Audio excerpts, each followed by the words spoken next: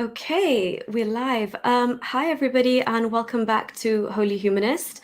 Apologies, first of all, that there was a delay in this series. I just haven't been feeling very good the last couple of days. So, apologies to Lloyd and apologies to all the viewers who are waiting for part three.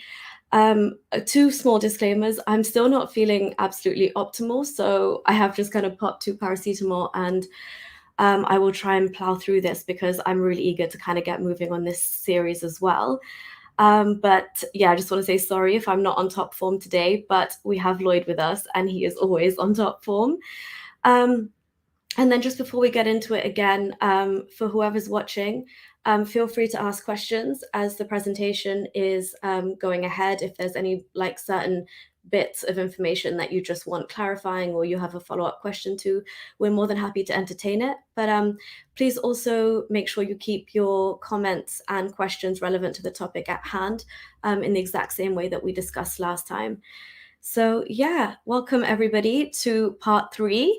And without further ado, I will be bringing Lloyd on to join us. Lloyd, hi, welcome, and thank you for being here again, and apologies for Tuesday. No worries. No, thank you. I think everyone was. I noticed your audience was missing you greatly on Tuesday. Well, to So you as well. I'm sure everybody was looking forward to part three, so I made sure like people had well in advance notice for this session. But no, thank you so much for being flexible with us. no, you're most welcome. No, I'm actually grateful to you for having me on. So I do appreciate the opportunity. Oh, well, thank you. So again, we thought that today we're going to do the, 2 hour stint and get through as much of the presentation as we can. If we happen to take certain tangents and things come up, we will go into that as much as we can while bearing in mind time and, always looking to do follow-up videos on certain topics that really do interest people. So Thunderous, welcome. Hello to everybody. And RC, welcome on your, well, this is your first time here. Welcome. And I hope you enjoy what we are about to unpack. So, yeah, Lloyd, once again, the floor is yours. Excellent. Thank you. So let me get my screen sharing going. Okay. Sure. So yeah. So just briefly then, everyone. Oh, yeah. Just go. For those who missed the previous ones, and also just to bring everyone up to speed. Very briefly, we're going to be looking at archaeology, history, language, as well as Islamic sources. And we're going to be working on tracing what are the roots, what are the parallels, what are the echoes within early Arabia that led to the development of Islam. It didn't develop in a vacuum, so clearly there was historical antecedents that led to the growth of Islam. Now, I will state, and I did show from the last show, and please comment and and add your own thoughts as we go ahead, Nuria. But Sure. do understand that Islamic law, the Sharia, which I showed last week, does explicitly state that Islam is a Gnostic religion. So its basis is Gnosticism. However, prior to that development, we have been showing that it is based upon early Arabian paganism. And then prior to that, that paganism is based on Babylonian moon god worship. Mm-hmm. All right. So let me jump And ahead sorry, again. just real Yes. quick, Lloyd, just to stop you there. I just want to remind people that this is exactly why I've kind of chosen to delve into this a bit more, because coming from just being a Muslim myself, and when you're so heavily in that faith, and you consider everything to be eternal, timeless, and the word of God, now stepping outside of that, because I can look at it, as an ex-Muslim, and I can see without the rose-tinted glasses, it does really make sense how this is just a different like mishmash and conjugation of history unfolding from the various regions where we are told Islam started. So for me, that's a massive reason underpinning why we're looking into this as well.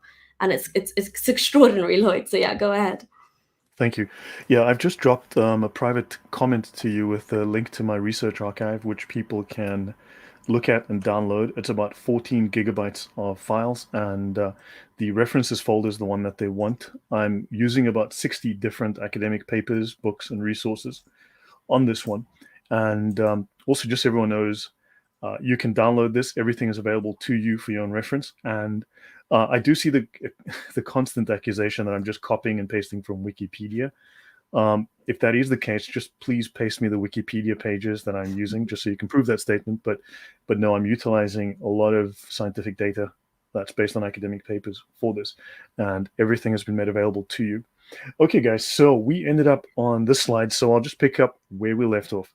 Okay, and just So, sorry, real quick yeah, before you start, I'm going to post that link with the resources, as Lloyd was mentioning, in the chat, but I'm also going to add it to the description afterwards. So once people, if you're not watching it live and you're watching this later, feel free to, as Lloyd said, go and validate all of these claims and send him Wikipedia links that you think he has copy and pasted from. So it is in the chat, and as Lloyd said, feel free to go ahead and download it.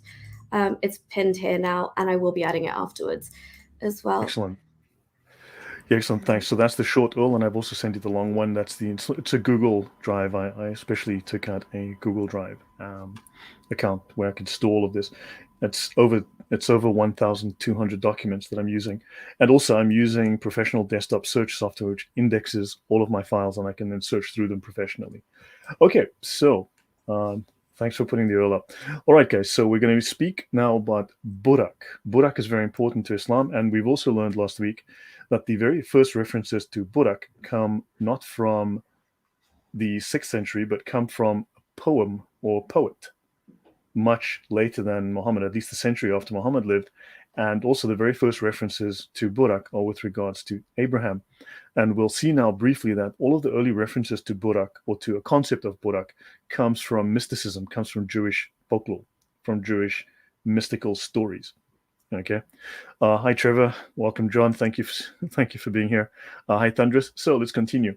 Very briefly, Burak has multiple names. Barack, as in Barack Obama. Borak, which is a mule, elephant, angel, camel, woman, peacock, horse. Okay, so Bloody hell.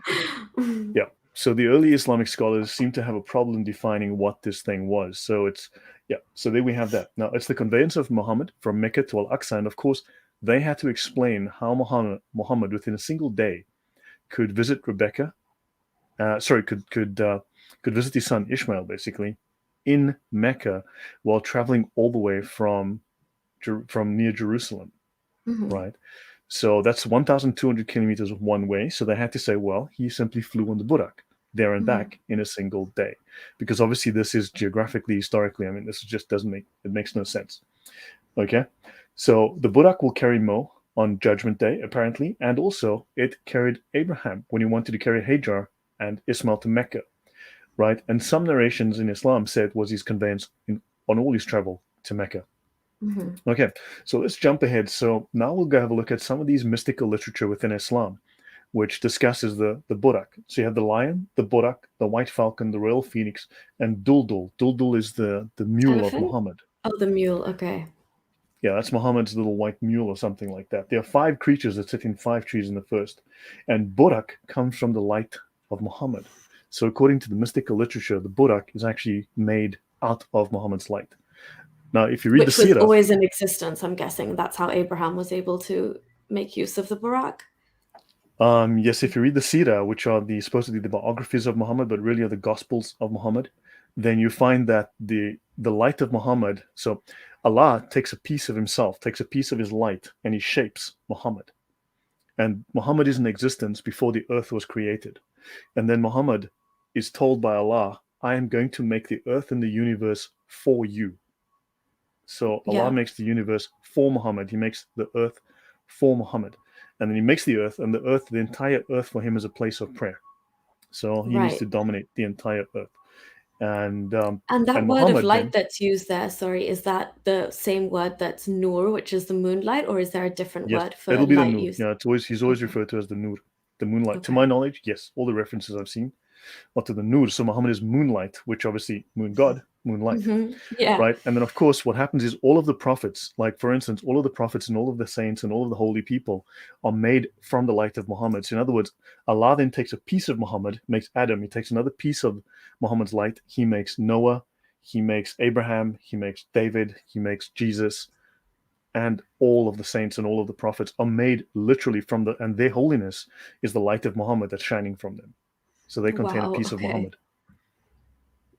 that's what's in the literature of Ba'ath Muhammad. And notice here, an eagle is perched on the tree of knowledge in paradise, according to the secret book of John. These are, and the Gospel of Thomas is also referenced, and Manichaean literature. This is Gnostic literature. In Islamic tradition, Borak is the winged horse on which Prophet Muhammad rode on his night journey, and Duldul is Muhammad's white mule. So this poem, this little discussion here, this is all based on Gnostic Gospels. The Gnostic Gospels, generally in this case, will be derived from the book of Enoch. Right. Okay. Right. So you can generally trace all of these back to the book of Enoch somewhere. And then, of course, you have Sirius. Okay. Now, remember, we mentioned earlier that Allah is the Lord of Sirius. Sirius was one of the offspring of one of the children of the sun and the moon having a child. Right. Allah is the Lord of Sirius in the Quran. And one of the names of Sirius is Barak-ish, the one of many colors.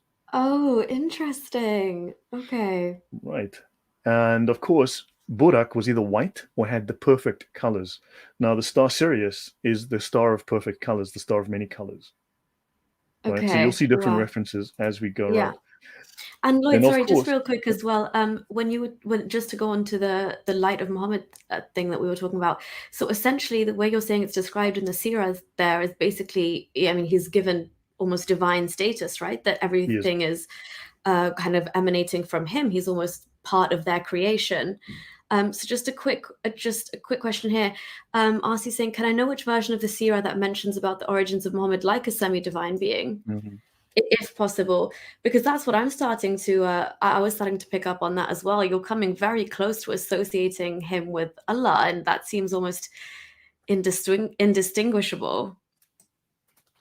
Yeah. Okay. So hold on. So let me just briefly run into this.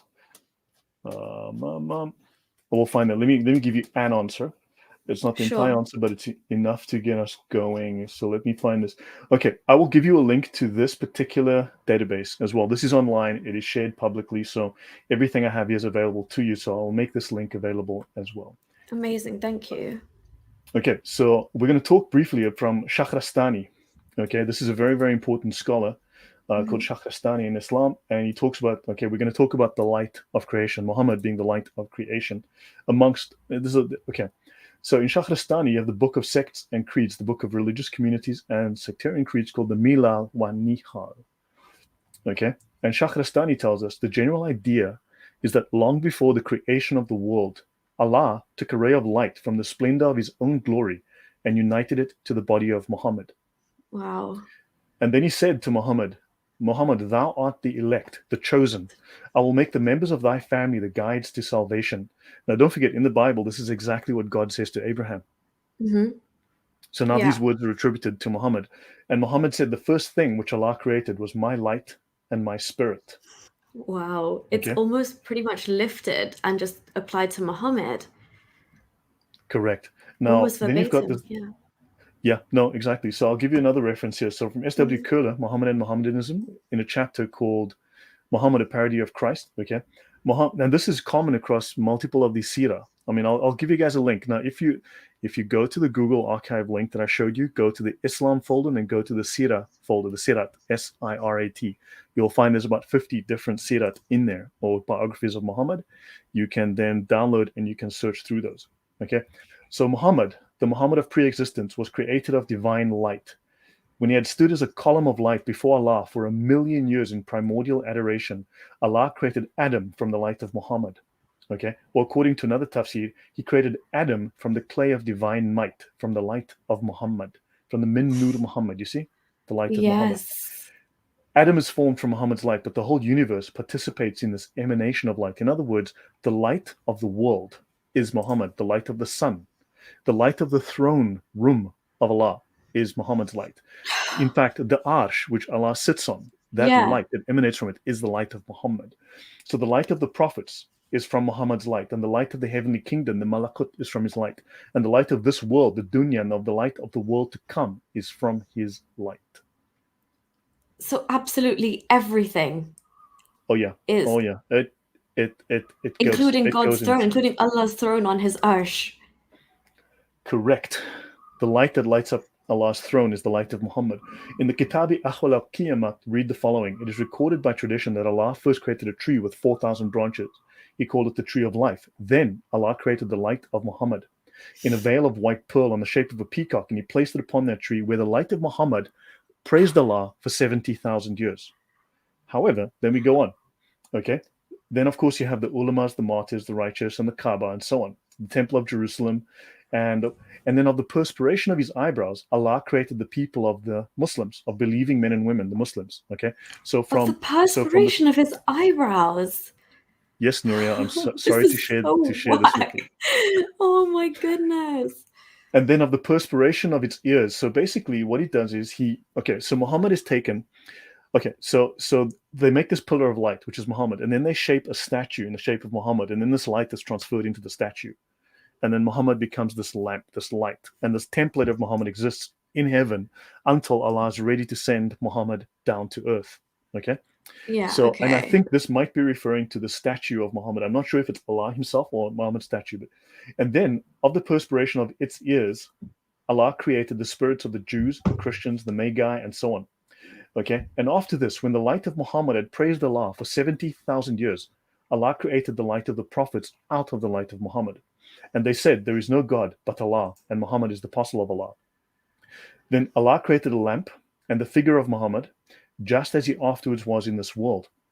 And then the spirits of heaven, we're talking the angels, the archangels, all the spirits of heaven, went around the light of Muhammad, praising and worshipping Muhammad for 100,000 years.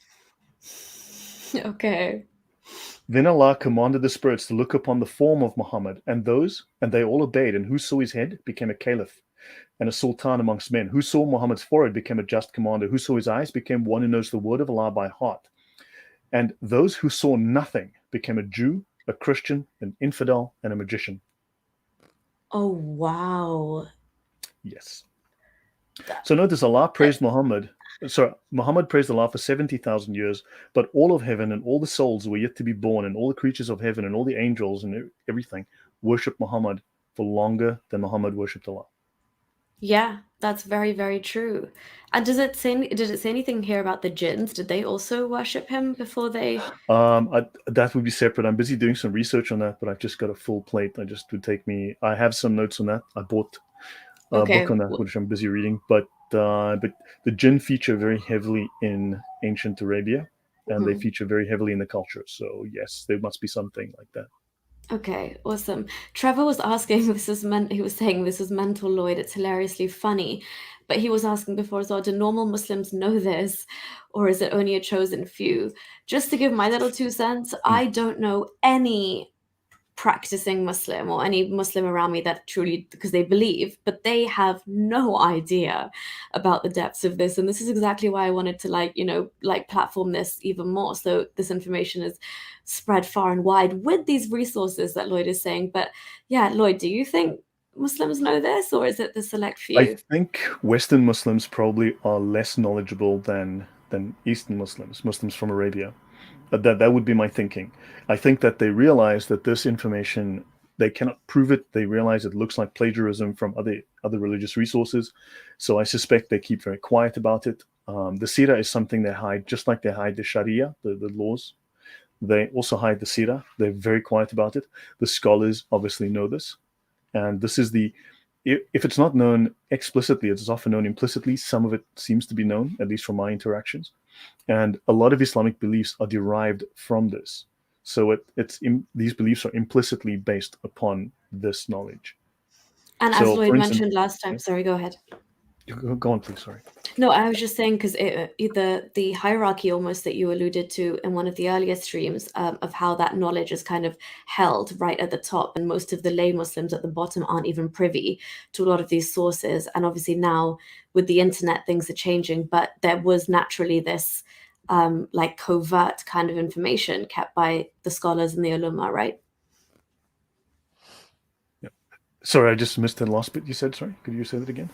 No, I was just alluding to, Oh. that you were saying that information at the top was almost covert and just held for the ulemas, and I forgot the exact word in Arabic, but usual lay Yep. Muslims, especially Western progressive Muslims, they are more than stuck at the bottom level. Was it Ibara, I think the word was? Ibara, Ishara, Lataif, Haqaiq on top. Yes. Yeah. Yeah. Yeah. So effectively, what they've done is they've given Muhammad all of the characteristics of Jesus, so he becomes this replacement Jesus. So yes, that's exactly. He becomes part of Allah. In fact, he literally is a part of Allah. So therefore, this is shirk. Yeah, exactly. That was the first thought that came into my head. This is basically shirk at this point. He's Mhm. his the light of Muhammad and Muhammad's divinity almost is so intertwined with Allah and his nur and his creation of whether it's prophets, his throne, anything. Muhammad, it doesn't exist without Muhammad. Yeah, I should mention Jojo Freelancer KUP is in the chat. He deleted all of his comments on the last video. He lied to me about being a Muslim. He came on to attack Christianity, and the discussion is not about Christianity, but about Islam. So he started attacking the Bible, started attacking Christianity, and then I went and looked him up online. I discovered he's a Muslim that posts on Muslim forums, and his comments are all over. And as part of this process, what he does is he criticizes Islam, I think, to make it look as if he's not a Muslim. But he's got all Right. sorts of inshallahs all over the place. So this is not an uncommon tactic. So Jojo Freelancer is now criticizing Islam to look like an atheist, but go and look up that name on Google. You'll find he's a Muslim and he posts on Muslim forums and he's pro Allah and pro Quran all over the place. Oh, So thank you, Lloyd, for bringing that to our attention. yeah, and he's deleted all of his comments. You'll go if you go to the chat, you'll find I have a lot of responses to him, and he's deleted all of his comments because once I found him out, he removed all of his comments from the threads. Okay, So wow. so to continue, Hmm. right? So let's continue. So for instance, there is a place called Barak-ish, which is a sanctuary called in Yemen, again near Sana'a, the capital of Hmm. Yemen. Okay, so understand. So now you've got this, and of course, it's just like the Meccan Haram. So this is just like the Kaaba. So now you've got Okay. another reference to Barak, just near Sana'a, right? So now, for instance, we go to now. If you look at the Jews, they've got Barak El. This is in their mysticism as well, and the name is appropriate for the one whose appearance is like that of lightning. See the first book of Enoch. The book of Enoch is not considered canon Hmm. because it contradicts the Bible extensively. And there is one quote in Jude, for instance, that supposedly references Enoch, but that same quote is also found in another source. So it's not necessarily taken from Enoch. But the book of Enoch is not considered canon. It plagiarizes the Bible and it's got lots of historical errors. It also makes scientific claims, which cannot be proven, just very much like you'd see in the Quran. So, although the Ethiopian Orthodox Tawahedo Church, they technically it should be called the Ethiopian Enoch because they Okay. consider Enoch canon. And don't forget, Muhammad was very closely associated with the Ethiopians. So Yeah. this is where he would have gotten this information because they revered Enoch. And of course, you get the Qumran Book of Giants from the Manichaeans, who are a Gnostic sect. And of course, they would have taken this from the Jewish mysticism, who speak of Barak El, lightning. And this is Jewish law, which has been stolen by these Gnostics, right? Wow. Then, of Okay. course, you've got the seven angels of heaven. Barak El is one of them. Okay, and this is also taken from Enoch, which is taken from Jewish mysticism. Then, if you continue, Al Barkai, Barak, just another form, Barak. So, if you go back to the original sources of the Jewish mysticism, they speak of Abraham's light at Hebron, and the whole east is bright as far as Hebron, because Abraham was this light to the world, right? Hmm. And have we learned to imitate Abraham? Yes, of course, we've learned to imitate Abraham. So Muhammad says, well, hey, that's a great idea. Why shall we not imitate Abraham? And also, it's a reference to Abraham rose up early in the morning. Abraham is the light. So it looks like it's a corruption of one of these ideas. Al Barkai, the light has risen. Muhammad has risen. Muhammad rose up on Barak, lightning.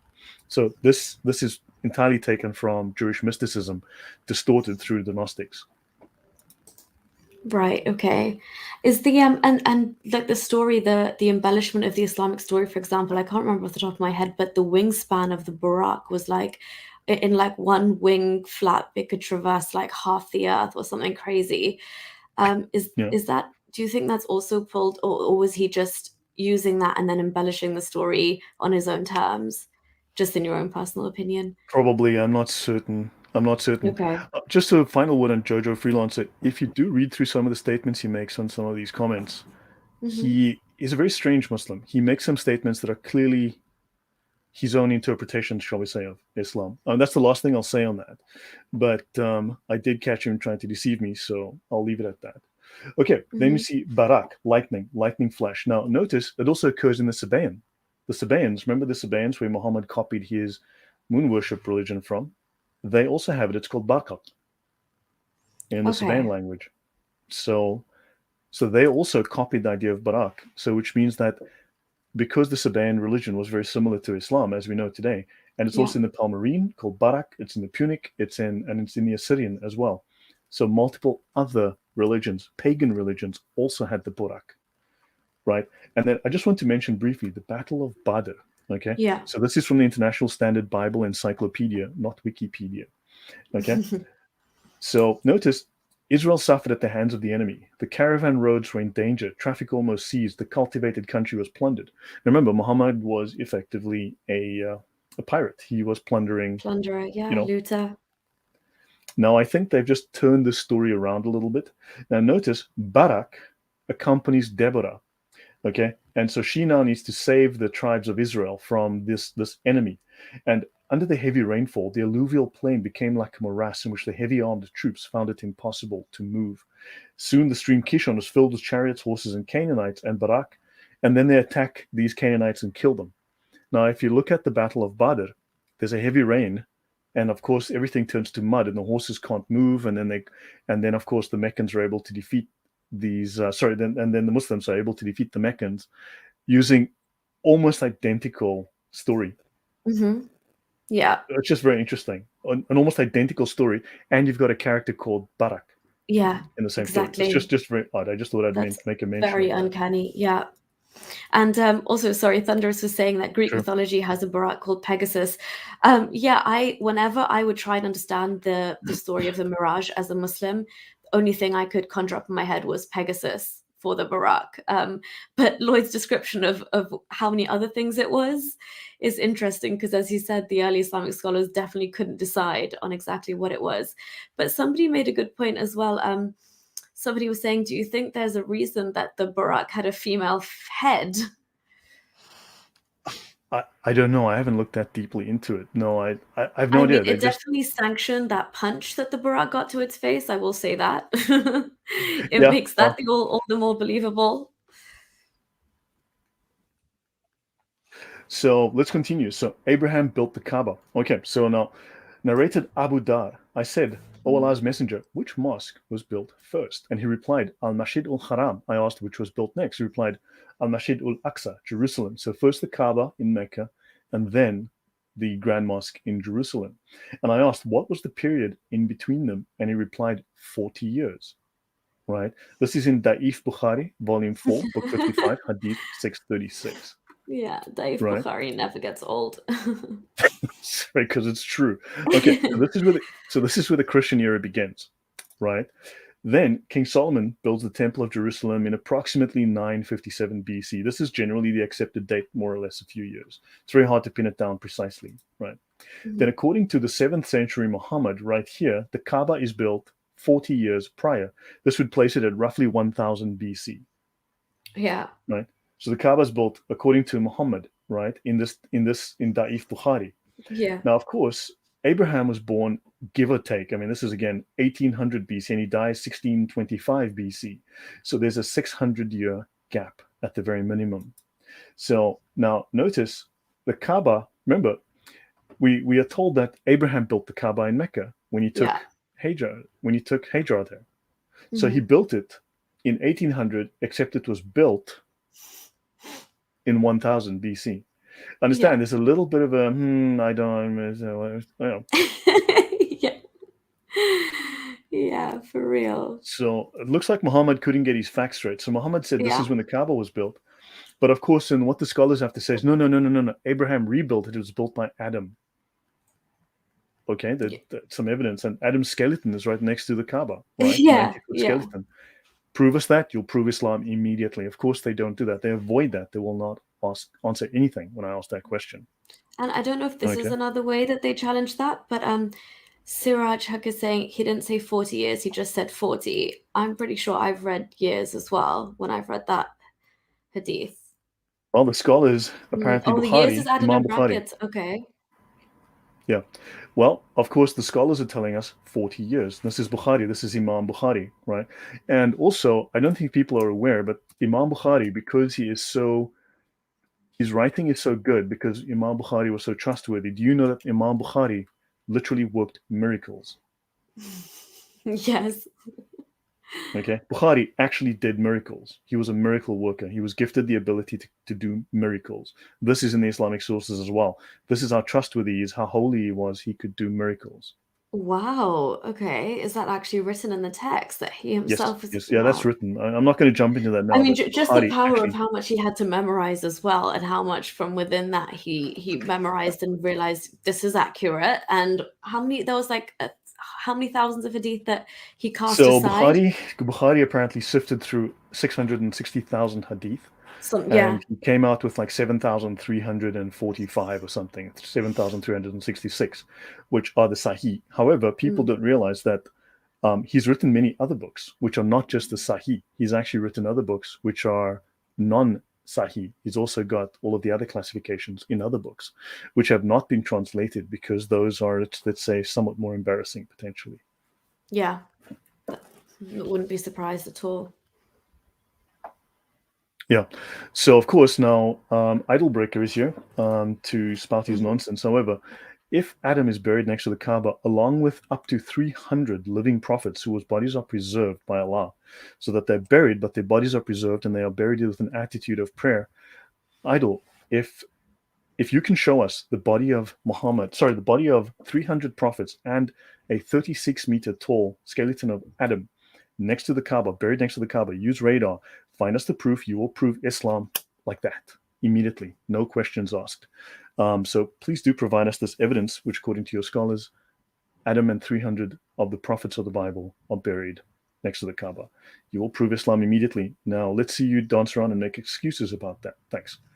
Yeah, I agree. I would take the Shahada if that turns out to be true. All right. Yeah. So again, jump in. Of course, now he's. Oh, yeah. Okay. So now let's talk about old maps. So now we're going to go into something called Makoraba. It's one of the very slim Hail Marys that these guys try to use to prove that Mecca existed in the past. Okay. And we Okay. need to debunk that, and we need to try and find where Mecca was originally. So we need to define not only where Mecca was, but what Mecca was. True. Okay. So let's look at some old maps. This, as you can see, is not Google Maps. Right. Mhm. Also, old maps were very incomplete. In fact, this is a pretty good map compared to some of the older maps. I mean, this is actually pretty good. And they used different coordinate systems. And yeah, you've got Ethiopia, sub-Egypto. Basically, anything below Egypt was just called Ethiopia. Right. That was okay. Notice you've got the Saraceni up here, the Saracens, the Saracens. Okay, the destitute Mhm. of Sarah. These are the ones Mhm. abandoned by Sarah, right? Okay. So they were born of Hagar. They were abandoned by Sarah, Abraham's wife. Then up here, notice what's written over there. Can you see this word here? Yeah. Not The, very clearly though. Into the the sea, one here. right? This one Yeah. is the Sabaei, the Sabaeans. Oh, okay. Oh, This is yes, I where see Mecca that is. one. Yeah. Oh, wow. Okay. Okay, so this Yeah. is the Sabaeans. Understand? Interestingly, this old Mhm. map mentions the Sabaeans. Yeah. And So very, very when is interesting. And this the map Sabaeans, dated to? Like, when is this meant to be? can't remember. I think this is things. These are copies of copies of copies. This is probably Oh, like the 15th fairs. century version, which is a Okay. copy of a previous map, which is, so. Hmm. Okay, so of course the city of Mecca didn't Hmm. exist. There's no evidence for it. The Kaaba didn't exist. There's no evidence for it either. But we'll get to that as we go. So then Makaraba, let's talk about the where. Okay. Now this term Makaraba, no one knows what it means. No one knows, you know, much about it. Okay. But let's talk about the where. So now I think you have a guy called Ptolemy. He's a Greek guy called Ptolemy, and he wrote a book called Shortened to the Geography. Hmm. And he gives a location for Makaraba 73 degrees, 20 minutes, 22 seconds. Okay, and we'll Okay. get to all of that. In fact, let me bring up my map now. Let me Sure. just do that.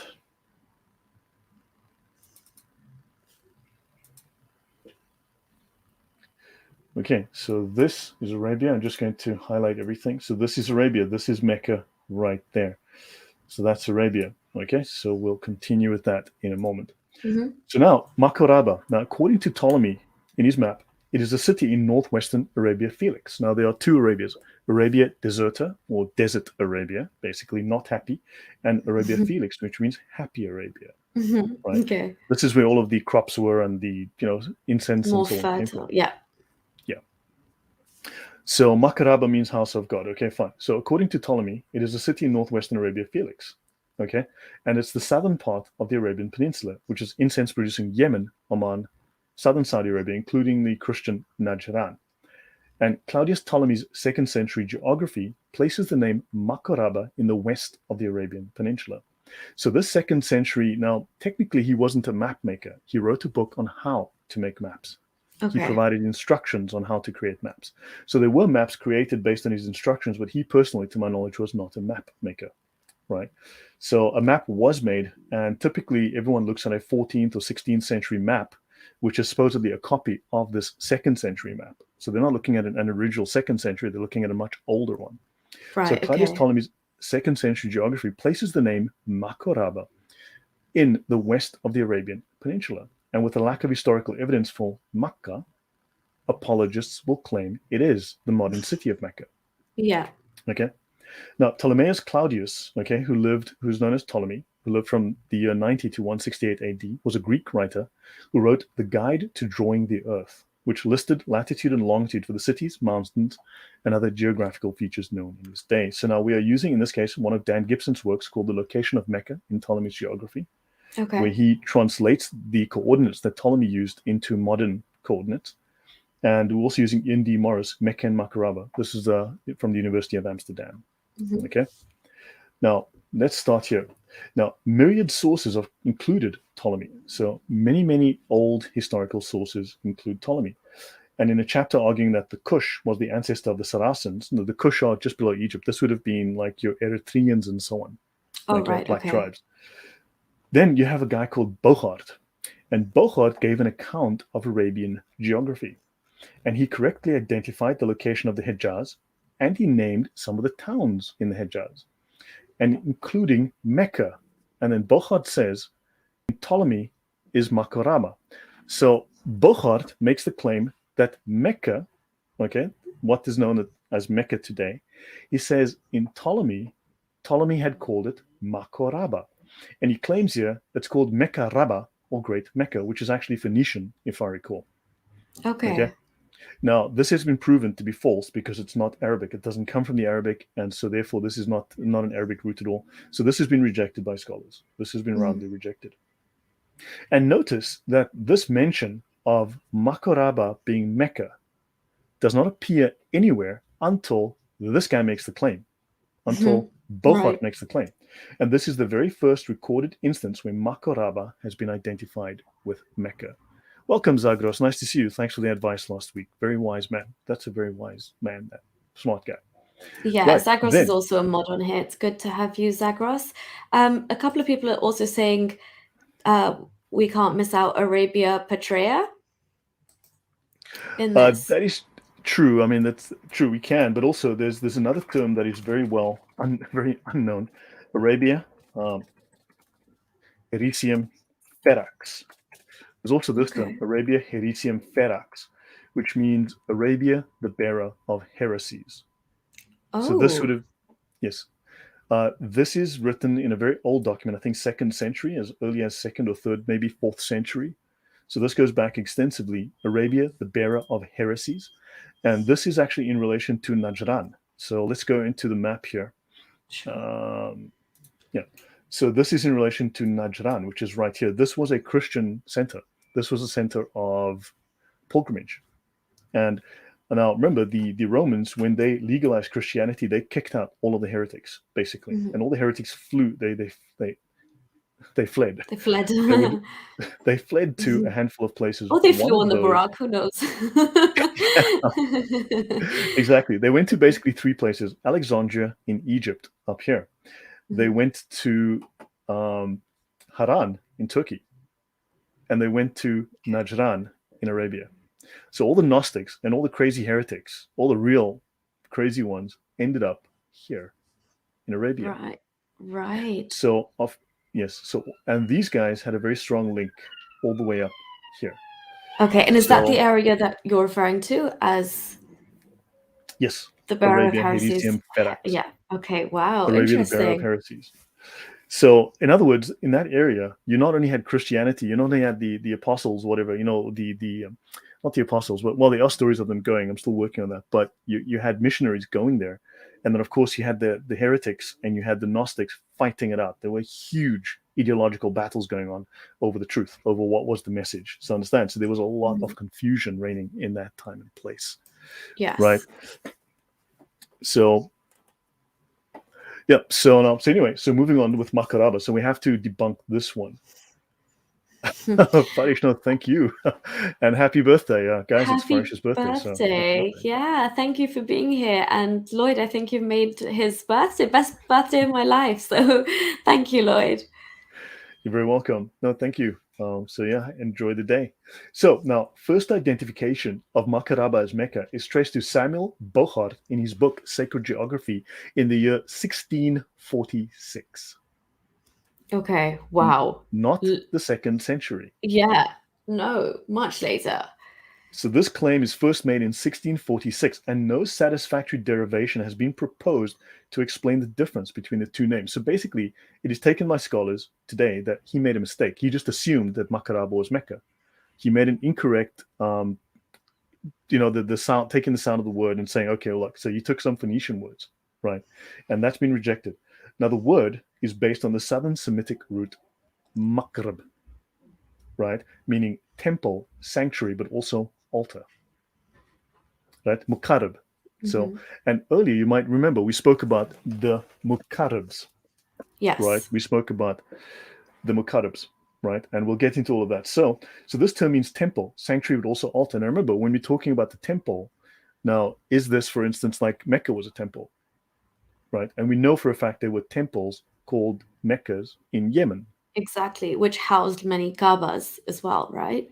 Yeah, there were Kaabas in Yemen. Yeah, sorry, we had Kaabas in Yemen. We know this. So Bochart used the term MKT-RBH, which is not an Arabic root for Great Mecca. This is not correct for the Arabic language. Okay, this is not use of Arabic. And Right. Lloyd, so sorry, just Yeah. real quick.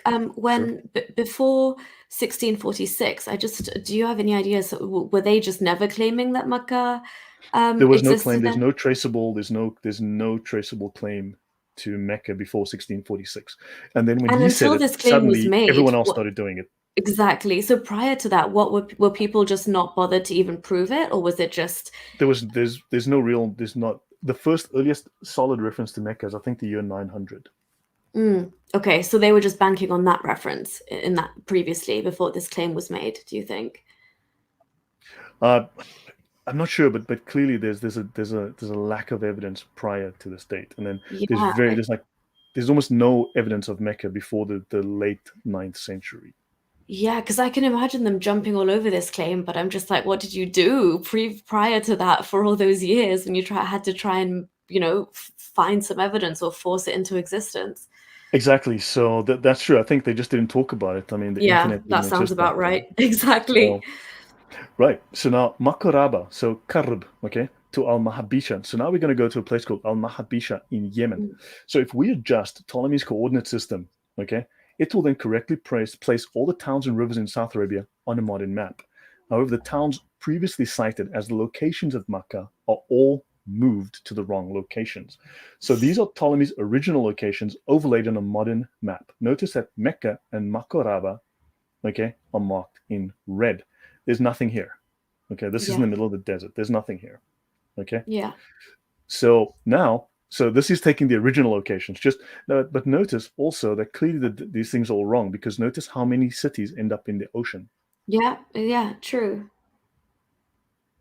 Okay, so Ptolemy's map is clearly wrong. Yeah. Okay, the Even coordinate is system is that Jeddah as well, for example? It's ended up in the ocean, I think. very possibly. Yeah, I can't see it too Yeah. clearly, but yeah, I think this that is would be not too modern clear. day But Jeddah. Yeah. yeah, In the but middle of this the is all sea. wrong. So this is Yeah. modern day Mecca, and this is where Makaraba would be, way too far north and east.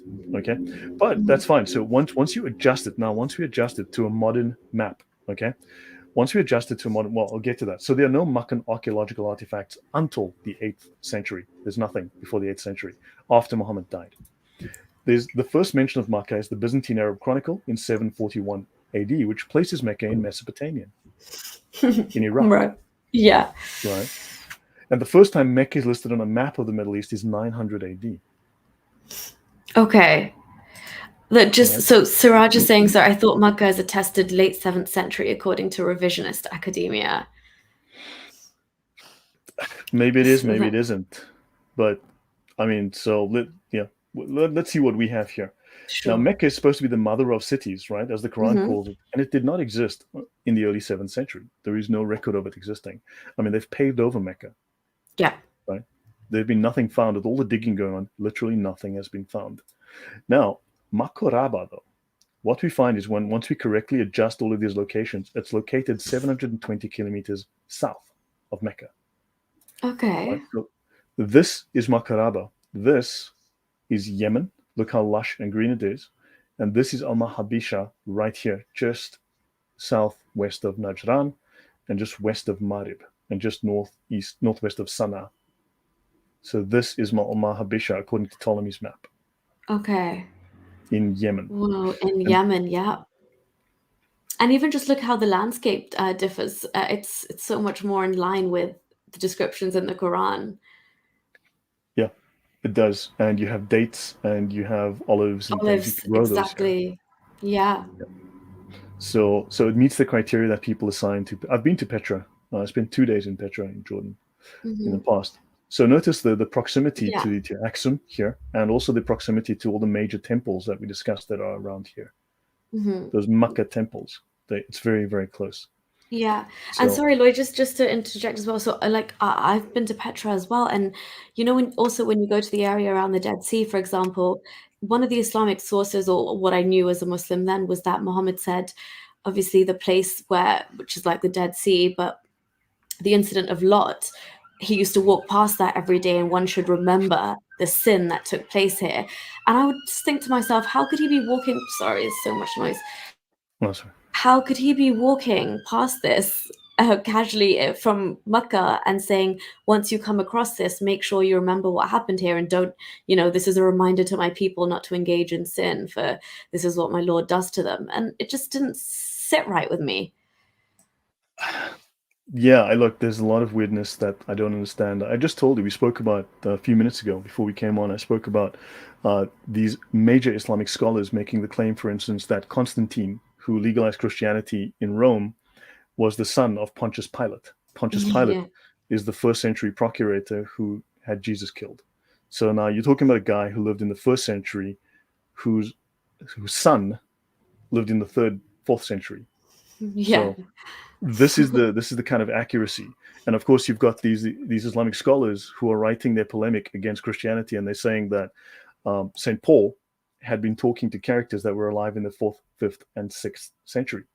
Now, back then, there was no way to double check this. No one could tell. But now, with the Yeah. internet, we can read through these works, and you can tell that the top scholars in Islam are, to put it mildly, that they're ridiculously foolish. Hmm. No more lies So, now. yeah, I mean, just notice that they're saying, for instance, there's the one guy saying this, he doesn't trust me, right? I mean, so look, here's a very simple thing, okay?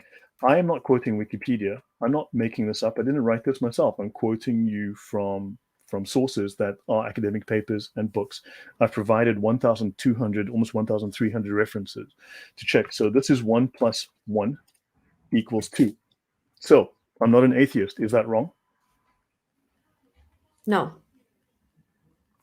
So, right. So Exactly.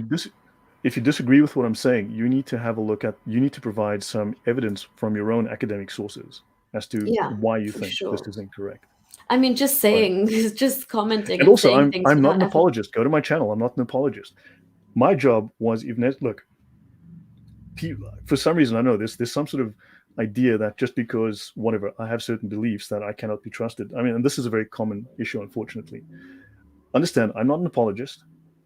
My job in the past was to make sure that Muslim terrorists, let's be very clear, Muslim Islamic governments paid my company.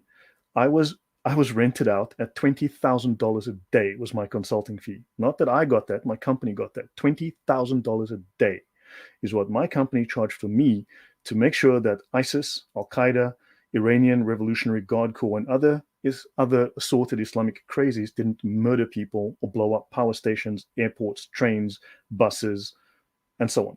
Understand? This was my job. And prior to that, I was a bodyguard. My job was to make sure that person A didn't kill person B. And if need be, I needed to make sure that person A was dealt with. Let's just put it like that. So yeah, you're mistaking me for someone I am not. Okay, my job is to make very, very tough decisions and to make them correctly. And if need be, to make sure that whoever was trying to do harm would never do that again. So just want to mention that. Moving on.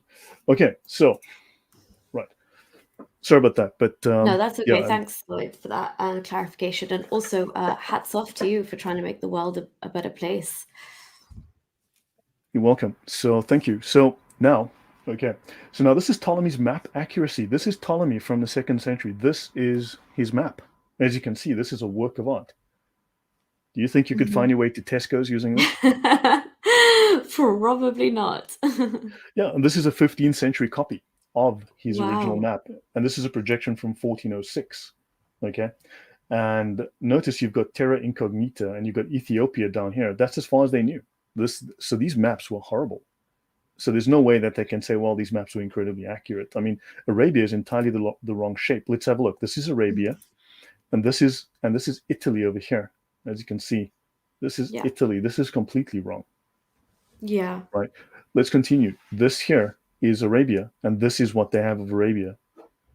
So you cannot say that those coordinates on Ptolemy's map can just be transplanted and bang, there's Mecca. No.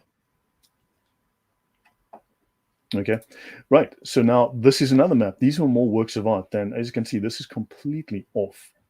This is a 1482 map. It's not a whole lot better. It's a little bit more detailed, but notice it also just tends to end. Even at that point in history, they hadn't actually explored much further south. Yeah. So, yeah. It's kind of all it's all just concentrated in that region. Well, thank you, Didron. I much appreciate that. Yeah, I mean, I spend hours, hundreds of hours on this, and as I said, my references. Oh, for those who are going to criticize me, this map is taken from Ptolemy. I just took from Wikipedia.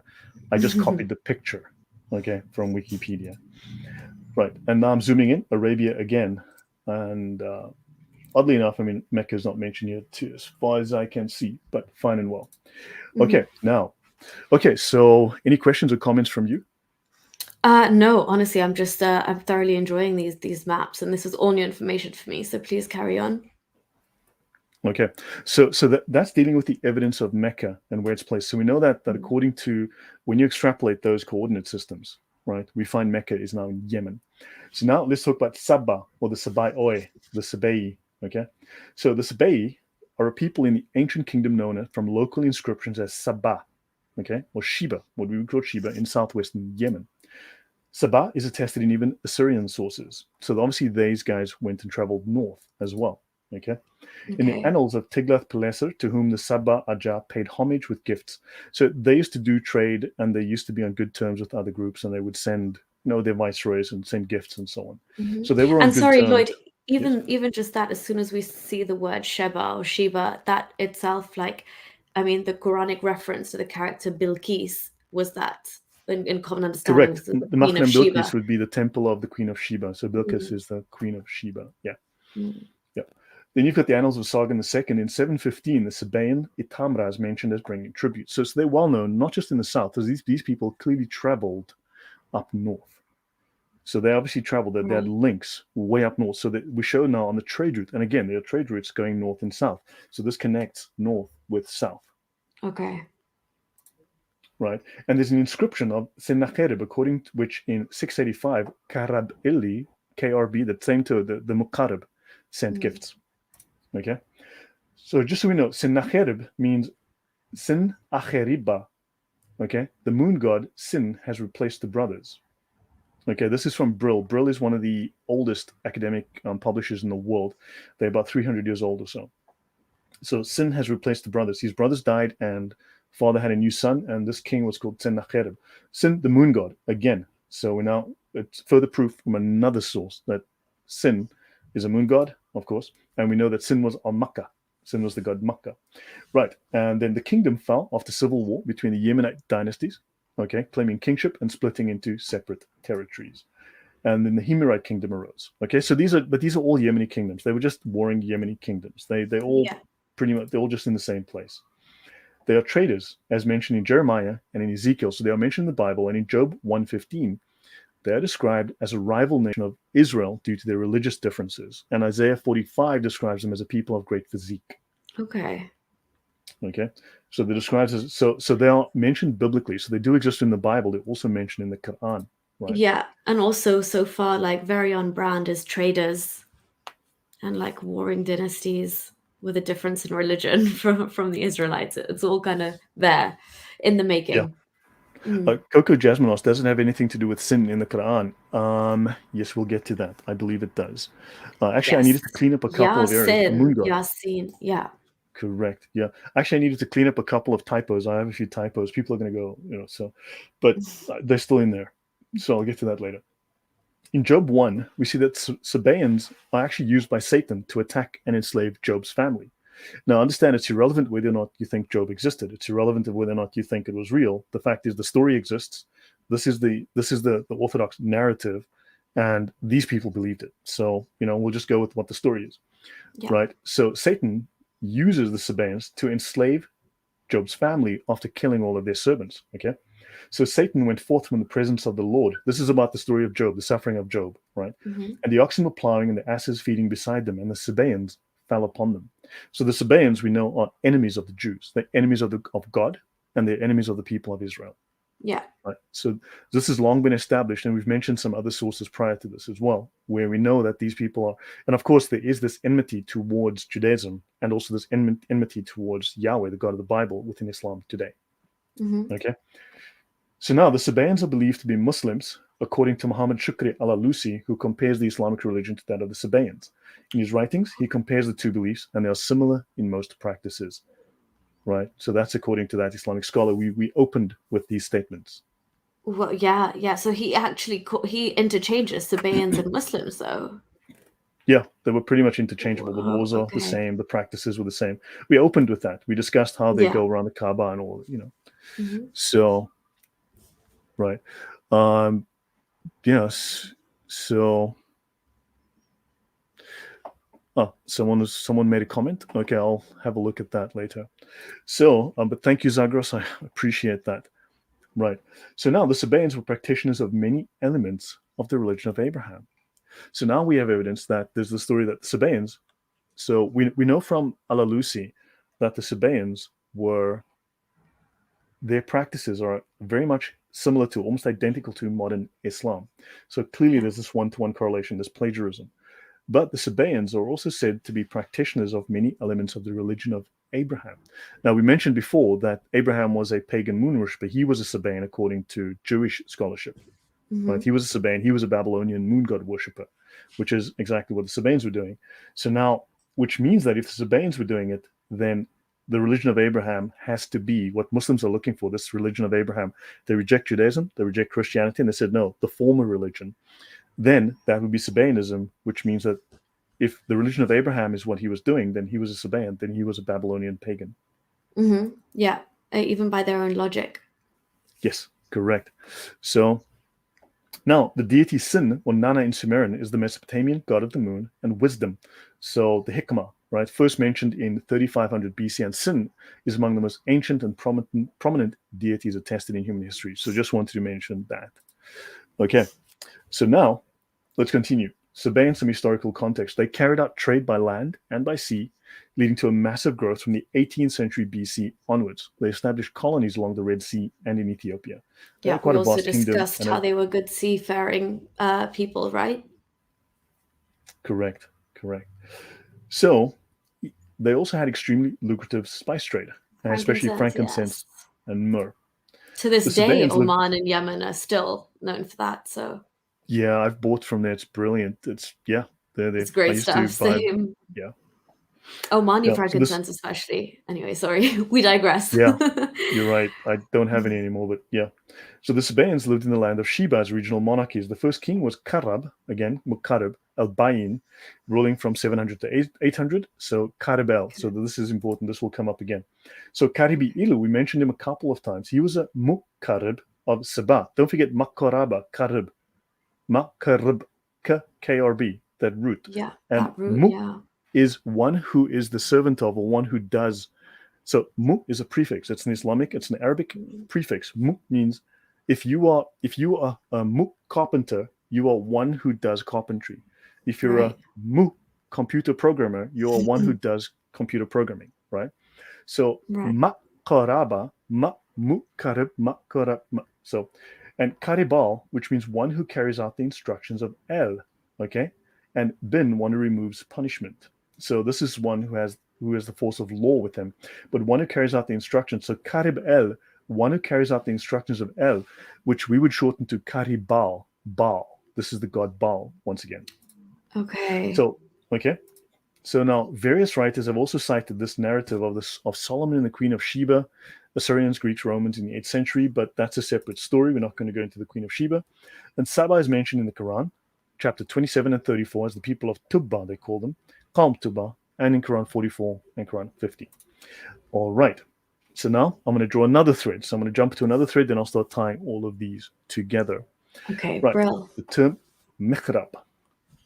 I'm not going too fast, am I? Or No, the no, no. pace I is mean, yeah, I think it's okay. Yeah, we have a lot to absorb, but go ahead. This is insane. yeah. And you can always, when we tie it together, we can always kind of go back if anything was missed. But yeah, I'm with you. If you by the way, if you see any comments, Lloyd, that you want to address, feel free. I'm so focused on what you're saying, I kind of get distracted from the chat. So Yeah, me too. I'm just feel noticing free. that yeah, I mean, someone's questioning my credentials. Look, um, yeah. Do you mind if I question your credentials? Could I see your PhD in history while you're questioning mine? But understand, I am utilizing my entire archive has been made available to everyone to download. So I am simply quoting a number of academic sources. This one specifically is the Encyclopedia of Islam, volume 13. I'm looking up the reference to mihrab, and I guarantee you I did not write this myself. To buy a copy, this is the preeminent Islamic resource, academic resource in the world, and it costs about $40,000. It's about 35,000 euros to buy a copy, to buy a set of this. So the term mihrab, okay, is the prayer niche in the mosque, right? It indicates the direction of prayer, and it's made up of an arch, the supporting columns, okay, and it gives the impression of a door or a doorway. Now you might remember we showed the mosque in Jerusalem, which had this fake archway, which was Yes. something that was typical of the temples in Yemen. Okay, Yeah. that mihrab, okay, the prayer niche. Now the mihrab, according to the early Ethiopic, would mean temple. Okay. Right. Yeah. Well, because again, now in mainstream Islam, it's just you see that in every mosque, and that's kind of where the imam will stand and lead the prayer from. But Right. So yeah, so I'll tie some threads. These are things for you to consider, for you to think about. So notice you have the pillars. Okay. So we'll see yes. here. Okay. Now you've got these pillars again. This idea of the pillars. Remember the Sabaean temple pillars, right? Yeah. Which was common to the moon god worship of the Sabaeans. So now the term Kaaba. So outside of the standard Islamic narrative, nothing is known of the Kaaba's history, and we will dig into that as we go through. Now the only reason for presuming the Kaaba was in existence in the 2nd century AD is the mention of Mecca as Makaraba by Ptolemy. Now notice this is mentioned in the Encyclopedia of Islam, volume 4. But we know that this is false because I mentioned in the previous slide that Bochart was the first one to draw that conclusion in 1646. Ptolemy did Agreed. not say it. Bochart claimed that Ptolemy said it. So now we're going to have a look at what Ptolemy actually said. What was the context? What did Ptolemy actually say in the 2nd century? So in the concise Encyclopedia of Islam, okay, little is known of the history of the Kaaba outside Islamic tradition, but there is reason to believe that the shrine was an active pilgrimage site as early as the 2nd century. The geographer Ptolemy calls the city Makoraba. Now we know that this is false. We've just shown that Ptolemy did not call it Makaraba. Bochart in 1646 said that Mecca is Makaraba and Makaraba is Mecca.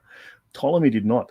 All that Ptolemy said was that he mentioned Makaraba with the significance of Mikrab, meaning the Right. temple. Okay. Okay. So that had nothing to do with the claim that Bogart made or the one that's being attributed to Mecca, he simply meant a temple or something as we see in terms of the mihrab today. And Yeah. yes, in Farsi it's called mihrab. Yeah, same thing. Yeah, and it's the same, and the word is actually Ethiopian. The word actually goes back to the Ethiopian, to Mekrab. Okay. Yeah, and remember the early temples that we were referring to when we opened was that this was Ethiopian moon god worship as well, to the god Yes. Al Makka, right? To the god Makka. So Mekrab or temple, right? So all that Ptolemy was referring to was a temple in southwestern Yemen, and we've located that now in Yemen or in southwestern Yeah. Arabia. Okay, Janelle, thank you very much. Now, Mecca is known to the ancient geographers as Makaraba and to the Arabs as Makkah. Now, the name Makaraba means temple in various Semitic languages. This probably referred to the Kaaba. Okay, but we know that there were Kaabas in Yemen because there are references to Kaabas in Yemen. And And therein Glazer lies the believes, problem, probably, right? They literally translate that in Arabic as Makkah. So when there's that many different types of Makkahs or Makorabas, yeah, and their location and placement is in Yemen, it really like blows out of the water Abraham building a Kaaba in modern day Mecca completely. And it could just also be lost in transliteration with the word and the association. yeah. Now we'll look at it. I mean, so we'll have a look, and I'll give you what my thoughts are, at least my conclusions. But everyone is obviously free to look at the evidence and then sort of figure out what they think. So Glazer believes this name may have signified the same as the South Arabian or Ethiopian mikrab, or temple. And at that time, though, when this word came into existence, temple referred to temples of Makkah, the moon god, Right. right? And in modern Islamic usage, mihrab means prayer niche. But notice the prayer niche with the columns. Once again, with the columns. We're dealing with these Mhm. columns again, which we discussed early on. And so you have the propylon, these propylon at the fake entrance. This is a common feature of mihrabs. All right. So now let's have a talk about Abraha. So we'll put all these pieces on the table again, all these pieces on the board, and then we'll start tying them up. Okay. So, aside from Muslim traditions, practically nothing is known of the history of the Kaaba. So, the sole reason for presuming that the Kaaba was already in existence is the mention of Mecca under the name Makaraba by the geographer Ptolemy. But notice again, we've shown that all of these encyclopedias have made this statement, but we know that when we trace it back, it's based on Bochot's statement in 1646. Ptolemy never said it's Mecca, he just said it's a temple. Yeah. Bochot was the one who made that mistake. Okay, so now you've got Glazer, okay, who says to us, the accounts of the campaign of Abraha, which may have been elaborated with legendary features, also suggest the existence and worship of the Kaaba in the 6th century, but they tell us nothing of its appearance or its equipment. Okay, so now Abraha, again, which may well be legendary, we've discussed a little bit of that. And what we've also shown with Abraha mentioning that he had this inscription made in the major temples in Yemen where they speak of Muhammad, right? Mhm. Muhammad is Jesus. And Mhm. so on, but we'll get back to that again. Now, Abraha is also spelled Abreha, okay? And he flourished in the 6th century. So he's the Ethiopian Christian viceroy of Saba, Yemen in southern Arabia. He was a zealous Christian, and he is said to have built a great temple at Sana, Christian temple or church, called Al Qulais to compete with the Kaaba at Mecca. Now, notice he was not in Sana'a, he actually was in Marib. Let's go to Marib. So Marib is the old capital right here of Yemen. Sana'a is up here, and this is Marib. So he went to Marib. Now, Okay. remember, there was the major temple to the Queen of Sheba, the major temple of the Queen of Sheba, which was to Makkah, the moon god, happened to be here. There were three of them in this area. There were three major temples. So why would he want to, when he invaded here, because these guys were being a problem, why would he want to compete with a temple up here when there were massive temples to the major deity of the region right here? And he wanted to build a temple next to them to compete with these guys. Yeah. True. These were centers of pilgrimage as well, Yeah. right? So he repaired the irrigation dam at the Sabaean capital of Marib, and he's famous for the military expedition that he led northward against the city of Mecca, supposedly in the same year as Muhammad's birth, about 570, although other references talk about this happening in 530. Though it was supported by elephants, the expedition failed, and Muslims believe that Mecca escaped capture only through a miracle. Remember, he had the white elephant called Mahmud, which is the same root. So he had the white elephant called Mahmud, which Yeah. is the same root as Muhammad. It's just a contraction of the name Muhammad. It's like Bob for Robert, Yeah, right? Or Bill for exactly. William. So that is Muhammad. So you had an elephant called Muhammad that wouldn't go into Mecca and stopped. Abraha's rule ended in 575 when the Persian Sasanians invaded and brought the Sabaean kingdom to an end. Outside of later Islamic tradition, however, there is no mention of Abraha's expedition. There is no historical mention of it whatsoever. And this is including from Abraha's own inscriptions. Okay. Abraha himself, and he's a real historical figure, does not Yeah. write about this event at all. Wow. Okay. So sorry, where is this reference then? This, if it's not mentioned in his own inscriptions, where is this This is in. derived from? Let me just find. So this is mentioned in. Let me just go down to where I am here.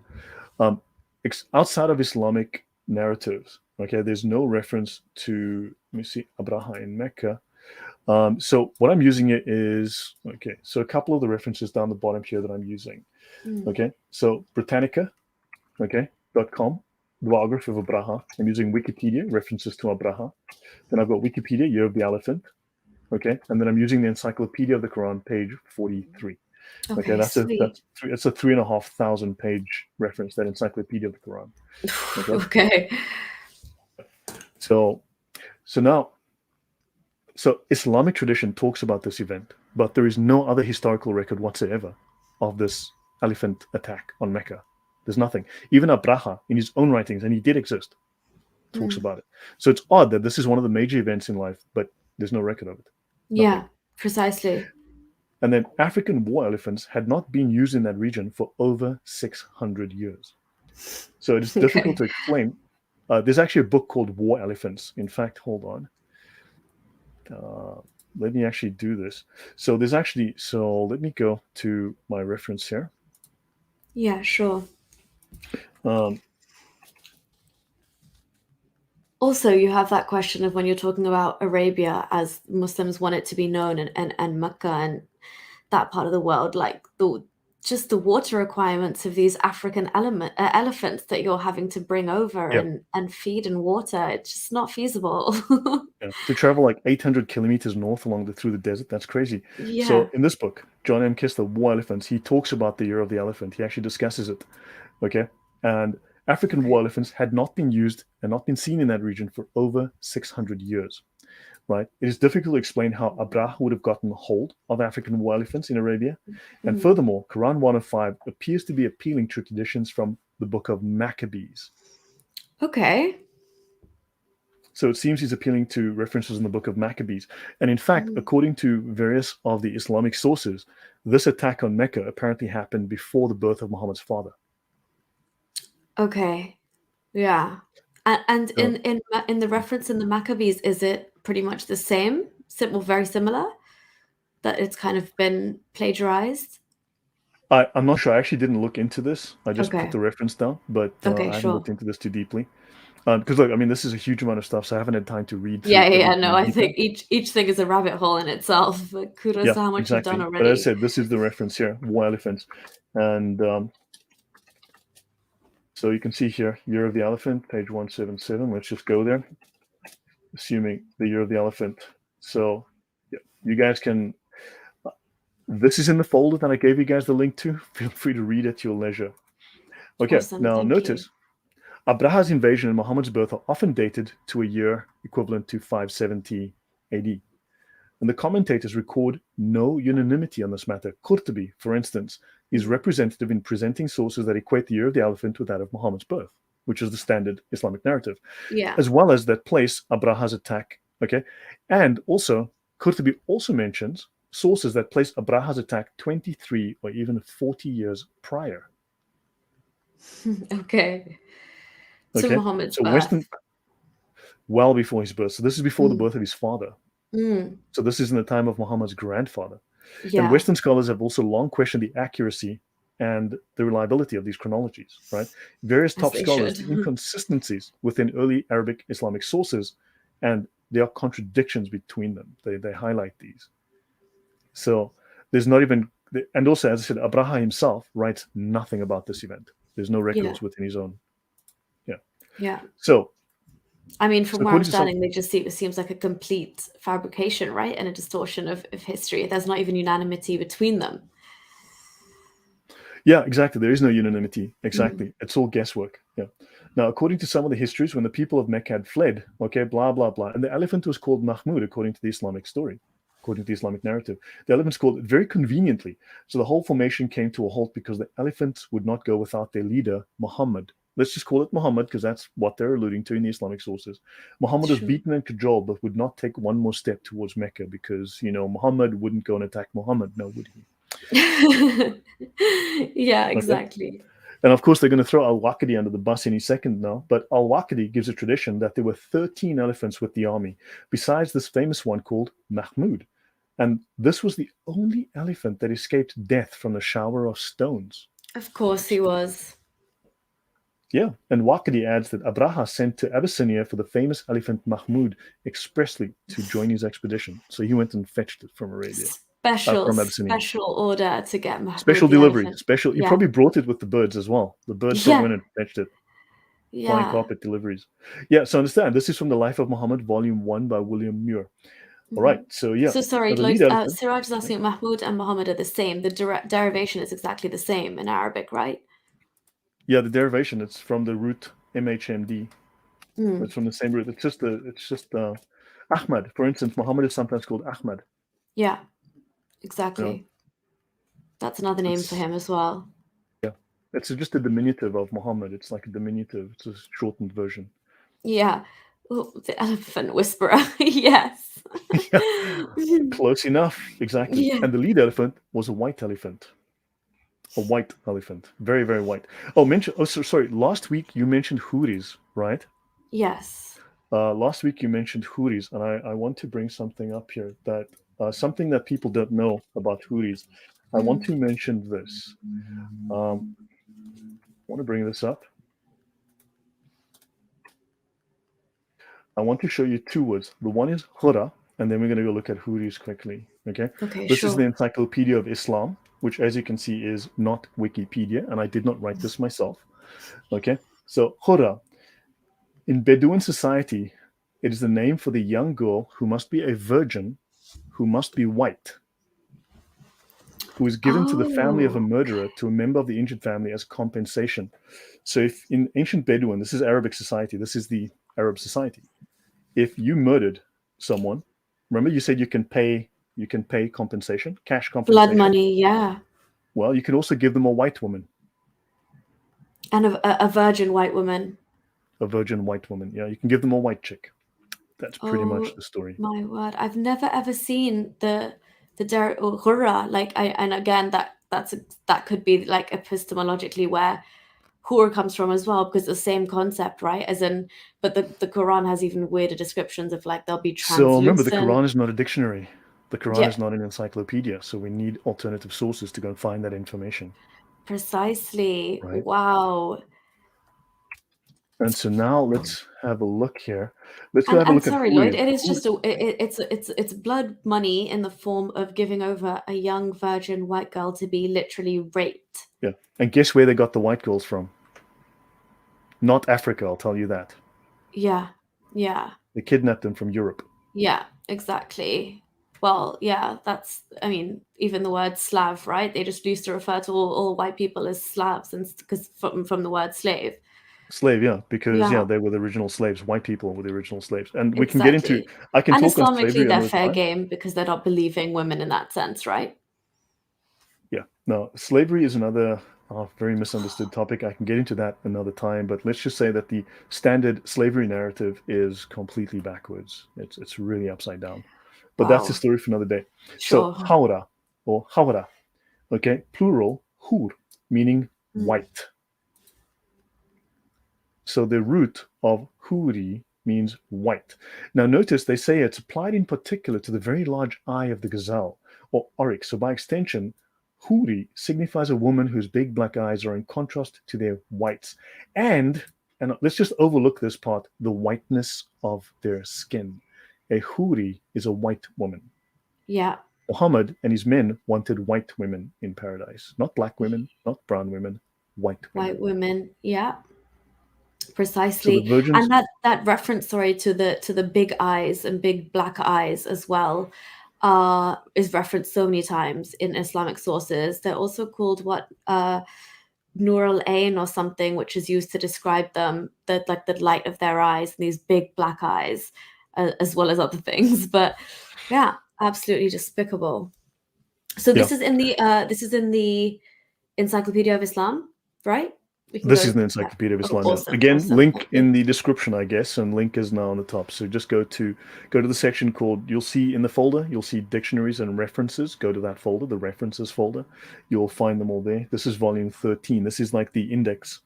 So this is like the dictionary of the encyclopedia, and then you can always go to the volumes and go look up further information here. Oh, Lloyd, thank you for this treasure chest. Honestly. Yeah. So Muhammad was very, very obsessed with white women. Okay. So archaeological discoveries in South Arabia suggest that the year of the elephant may have been 569 or 568 as the Sasanian Empire overthrew the Aksum Empire. Okay, fine and well. So look, there's all sorts of conflicting stuff, but just a story on this.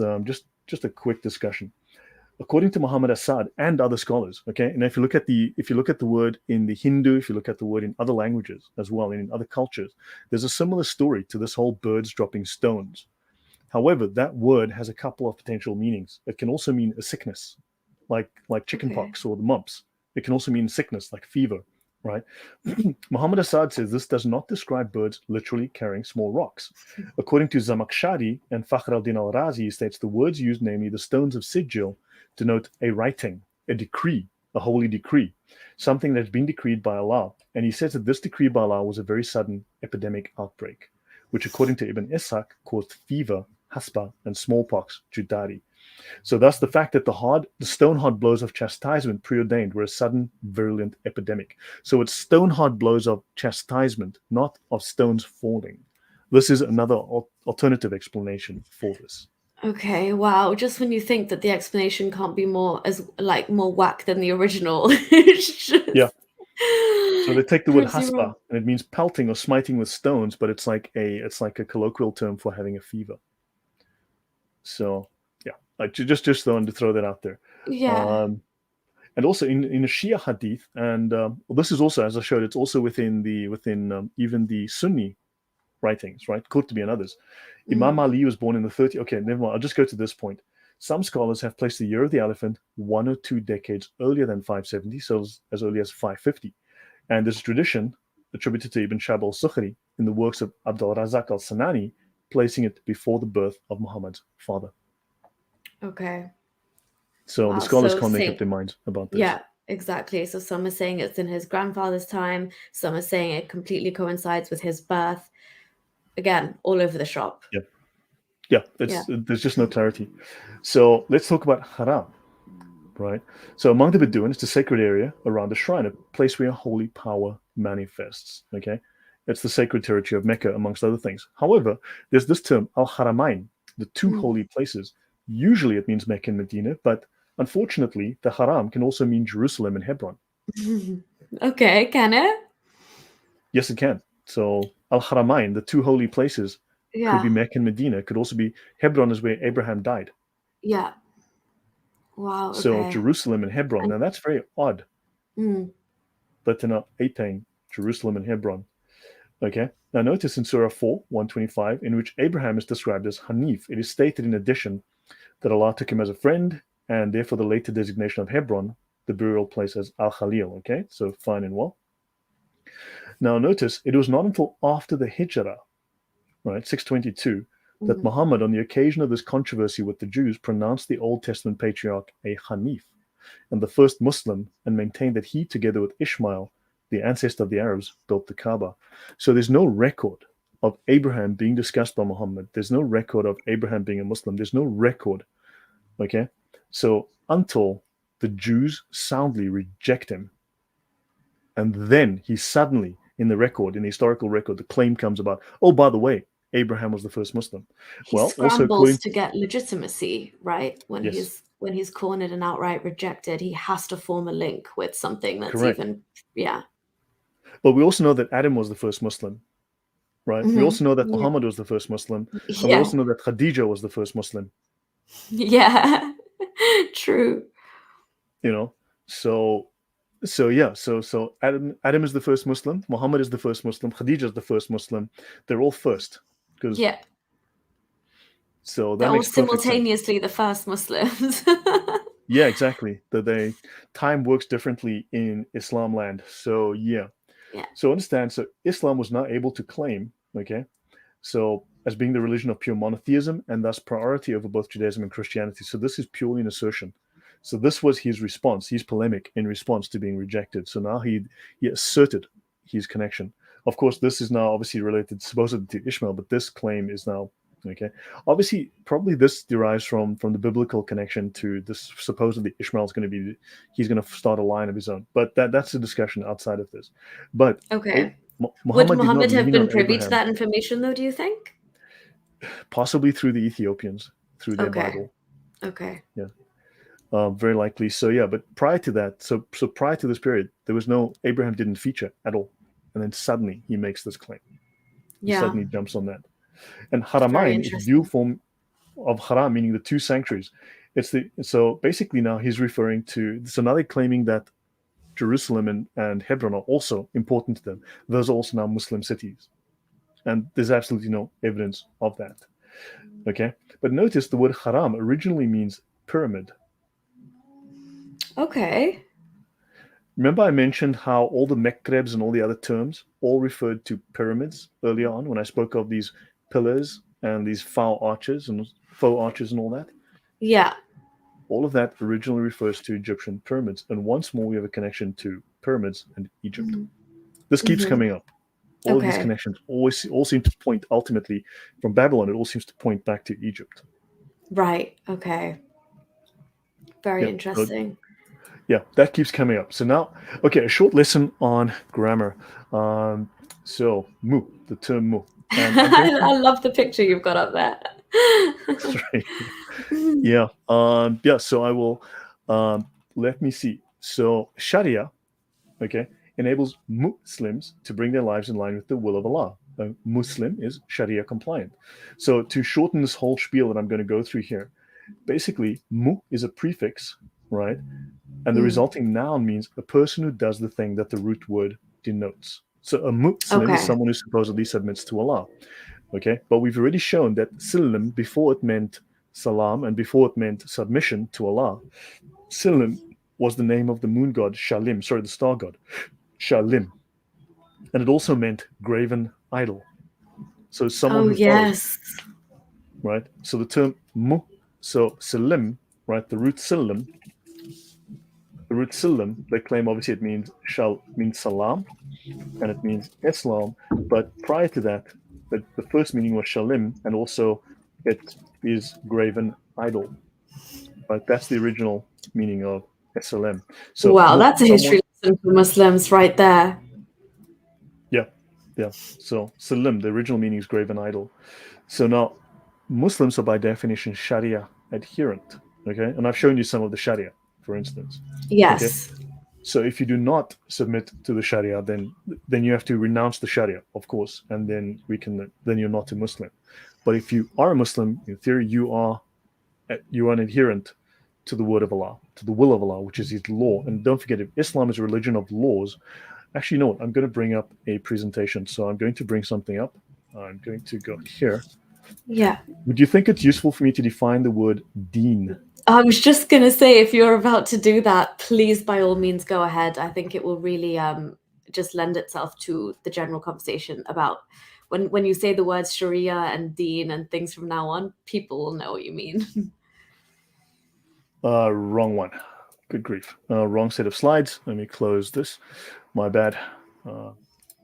Because anyway, everybody that's watching, as a Muslim, you'd think Deen means just your religion, your faith.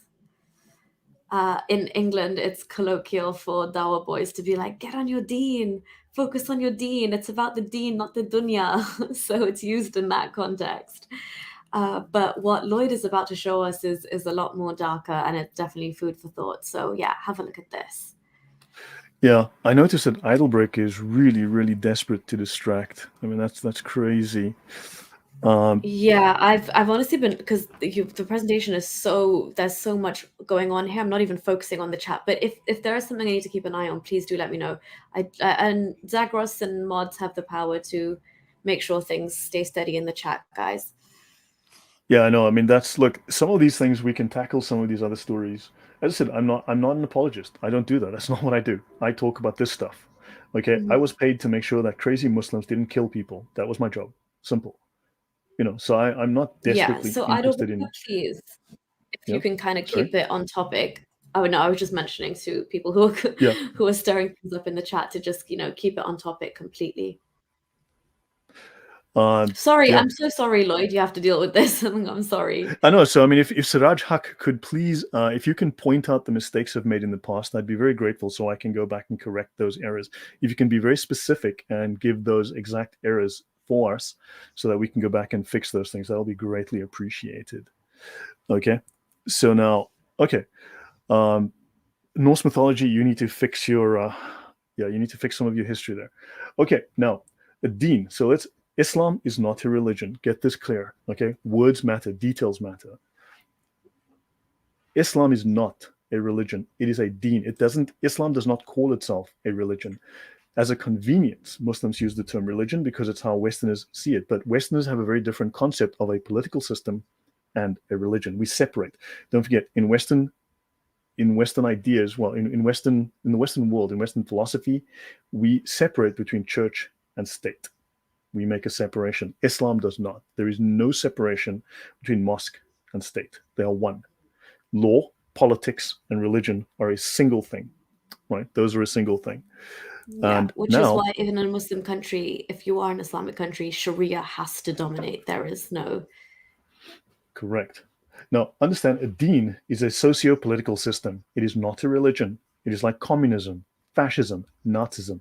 This is a deen. It's a political system. And in fact, specifically, let's read it. It is a totalitarian political system. So deen embodies perspectives on existence, on life, society, and on socio-political systems. Islam is a complete and competing ideology. It competes with the rest of the world. It's a separate civilization. It's instant civilization. It's a replacement civilization for what we have in the West. So it is a system of life and society. It is a political, ideological system. Right? For Muslims, Islam is then touted as a superior ideology that towers, is so incredibly superior over all other isms and all other socio-political systems. They state it is a political framework for managing mankind's affairs. So a deen, Islam is not a religion, it is a political framework for managing mankind's affairs. Let's have a look. Now, the linguistic meaning. The famous classical Arabic dictionaries, Al-Qamus al-Muhit and the Lisan al-Arab, the tongue of the Arabs. Okay, I didn't make these. These are not Wikipedia entries. These are actually the oldest Islamic dictionaries in the world. This one is here, 20 volumes. These are the most respected Arabic dictionaries in the world. And they both state that there are 4 meanings of the word deen. Let's have a look at what those meanings are. The first is subjugation and dominance. Not religion, yeah. Subjugation and dominance, with subcategories of ownership, government, administration, and legislative authority. I'll repeat that. Subjugation and dominance, ownership. Remember the old saying, ownership is 9/10 of the law, or possession is 9/10 of the law. Yeah. Right? So 90% of American law is about ownership, possession. So understand, it's a legal system, and it enforces this law. So the legal system is designed to enforce that law. So you have ownership, government, administrative, or legislative authority. That is purely political and legal. Then, second meaning, obedience and bondage. Bondage would be slavery. Subordination and dominance under the power of others. That's what subjugation means. Yeah. Subordinated. Yeah, go on. I mean, it's just everything about it is just oozing totalitarianism right now, almost like a fascist setup and state of adherence. Yeah. Correct. The third meaning is rules and regulations, laws. So doctrine, ideology, tradition, and notice it doesn't say and religion, it says or religion. True. It That's a can big mean difference. religion. Yeah.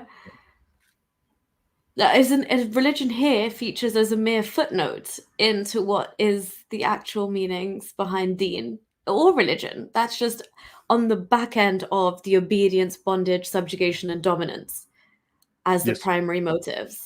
Yeah, or religion. Madness. So it can also possibly refer to religion, but mostly it refers to other things. But it can if you need it to, if. Yeah, if you needed to. Yeah. Right? And the fourth is reward and repayment, justice and accountability.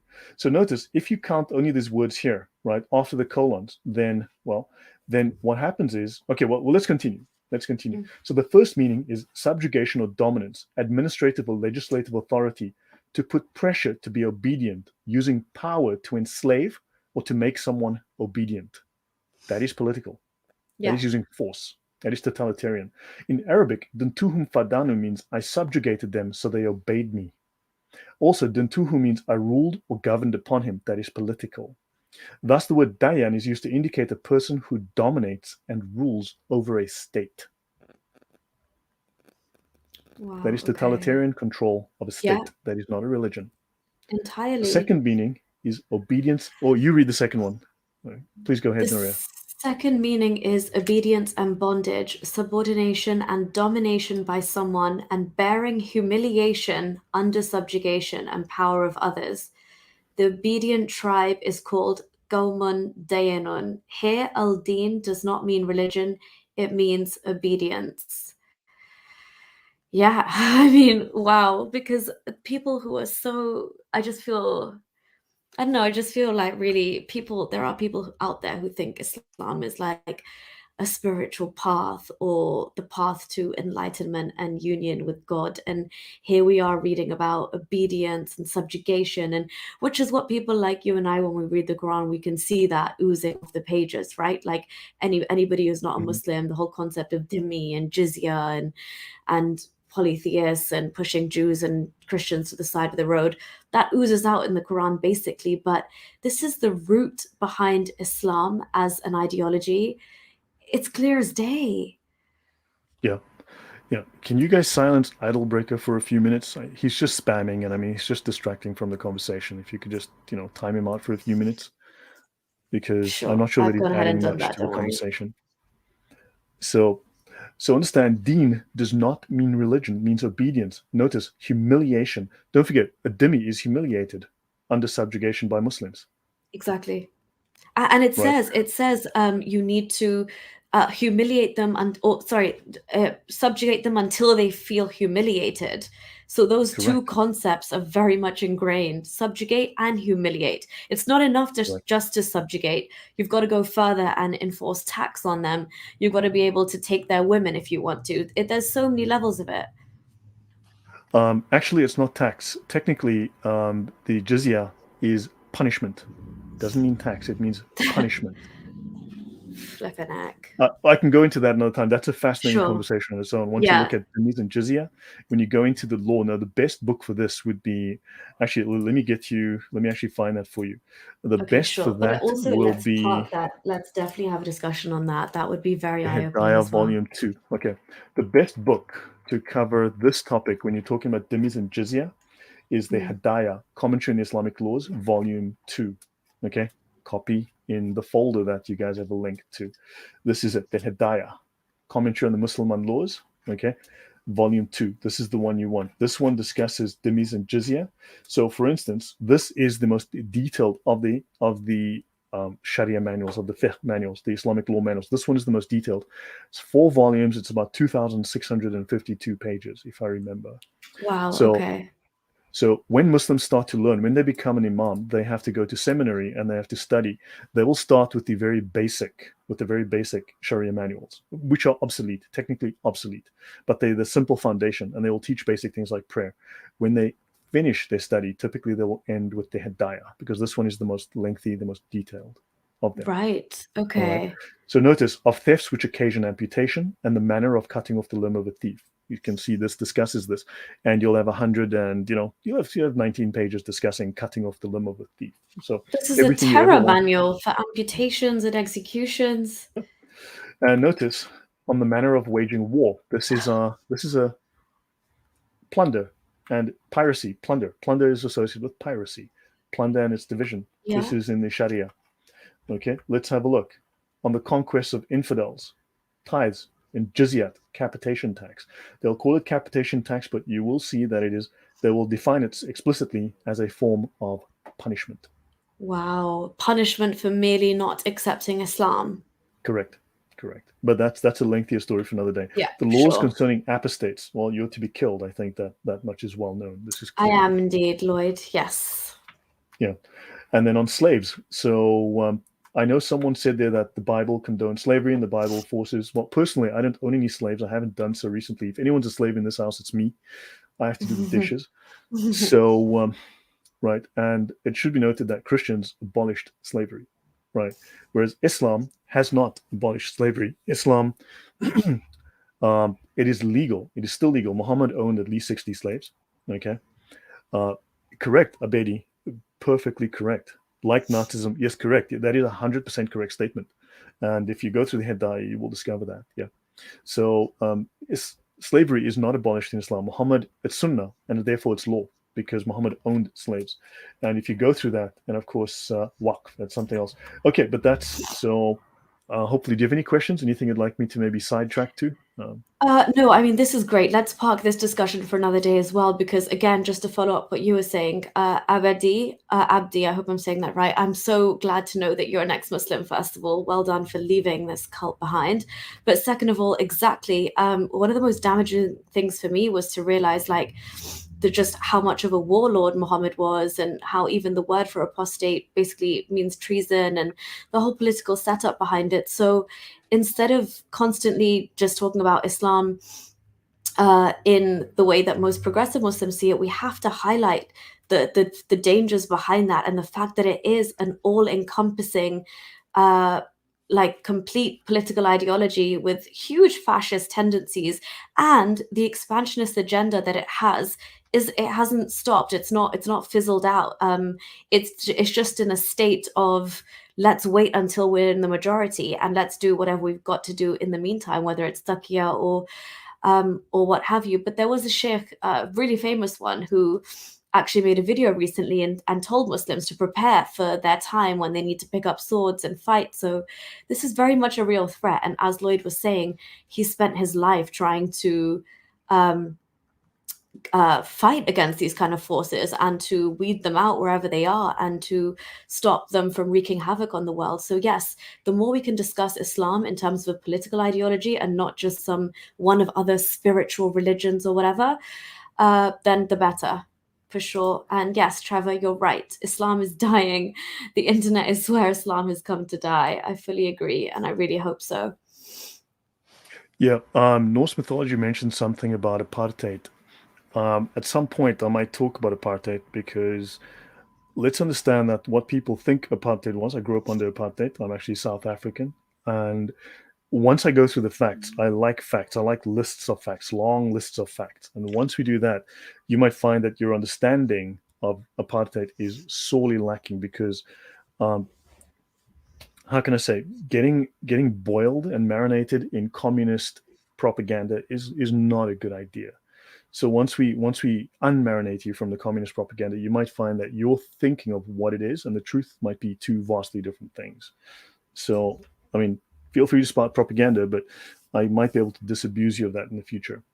Okay, so And back to this. sorry, Lloyd, just this thing that, again, as you said, we took a little tangent, but I will definitely try and cut this into a separate video because, I mean, again, eye-opening stuff. So thank you for that. And yeah, Oh yeah, just a quick. sorry, I'll get back to the Dean thing. We need to get back to that. Sorry, let me finish that and I'll do something else. Yes, thank you very much for that, guys. I do appreciate it. Okay, so on that, so notice you've got these four different categories: 1, 2, 3, 4, 5, 6, 7, 8, 9, 10, 11, 12, 13, 14, 15, 16, 17, 18, 19. So look, depends how you view this, right? There's up to 20 categories here, or 10, depending on how you divide it. Okay. Now, let's take it as it literally shows itself, and there's 12 different categories. Religion is only 10th in the priority list of the Islamic law. Okay, religion is here. Everyone focuses here. Religion is a very, very tiny aspect of what Islam is about. This is what it's about. So just make a note of that. Yeah. Okay? Can we just list those things out? Sorry. Ownership, government, administrative authority, legislative authority, subordination, dominance, doctrine, ideology, tradition, And then what all lay Muslims think it is, number 10, religion, followed by justice and accountability, which we've also seen according to the Islamic manuals, what justice and accountability looks like in their Right. worldview. Correct. Just in answer to Jojo Freelancer, you deleted every single comment on that thread. You deleted what, 20, 30, 40 comments? Why would you do that? My comments are there. My replies to you are there. That can be checked. So you lied to me about being an atheist, attacking Islam and attacking Christianity, because I've seen that tactic so many times. It's get a new script. Muslims, these apologists work off a Dawah script. It's an old script. I've seen it before. I can recognize it immediately. So I know the tactic of saying, well, Islam is terrible too, and then you just attack Christianity, you attack the Bible. You did the very same thing that other apologists do. You lied to me about not being a Muslim, and then I discovered you were a Muslim. When I confronted you with it, you deleted every single comment you made. I would say that I accused you correctly because I happened to catch you out. So moving on. Okay. Now, I want to mention the primary doctrine in Islam. The main doctrine in Islam is called commanding the right and forbidding the wrong. I'm just going to do a very brief overview here. Sure. Okay. So,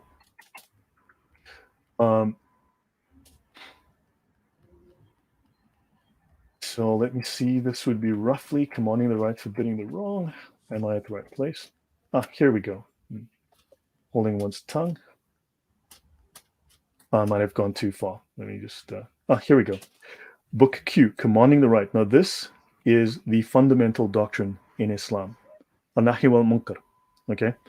So this is the single most important doctrine within Islam. Now, we always think in terms of this verse says or this hadith says. We need to stop thinking in terms of verses and stop thinking in terms of hadith. We need to think in terms of doctrine. Right. So one verse can spawn a legal text of 1,000 pages with hundreds of laws and then descriptions of those laws. And we need to think in terms of doctrine. So let's have a brief look. I believe I may have covered this before, but let's look at this doctrine of commanding the right. Commanding the right means is enforcing the Sharia, and forbidding the wrong is to prevent others from violating the Sharia law. So in other words, the Sharia applies to non-Muslims as well. If you're not a Muslim, the Sharia applies to you just as much as it applies to a Muslim. Okay, let's have a look at what this doctrine means. A Muslim has to explain, he has to know that an act is wrong. Okay, so he has to have some understanding of Islamic law. Then he must explain that something is wrong. Then he must forbid the act verbally.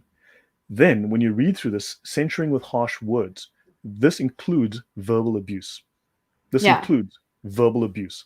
This includes saying you, your mother, and so on. Okay, you, sexual innuendo, your mother, blah, blah, blah. Okay? Expletive, expletive, expletive, your mother, expletive.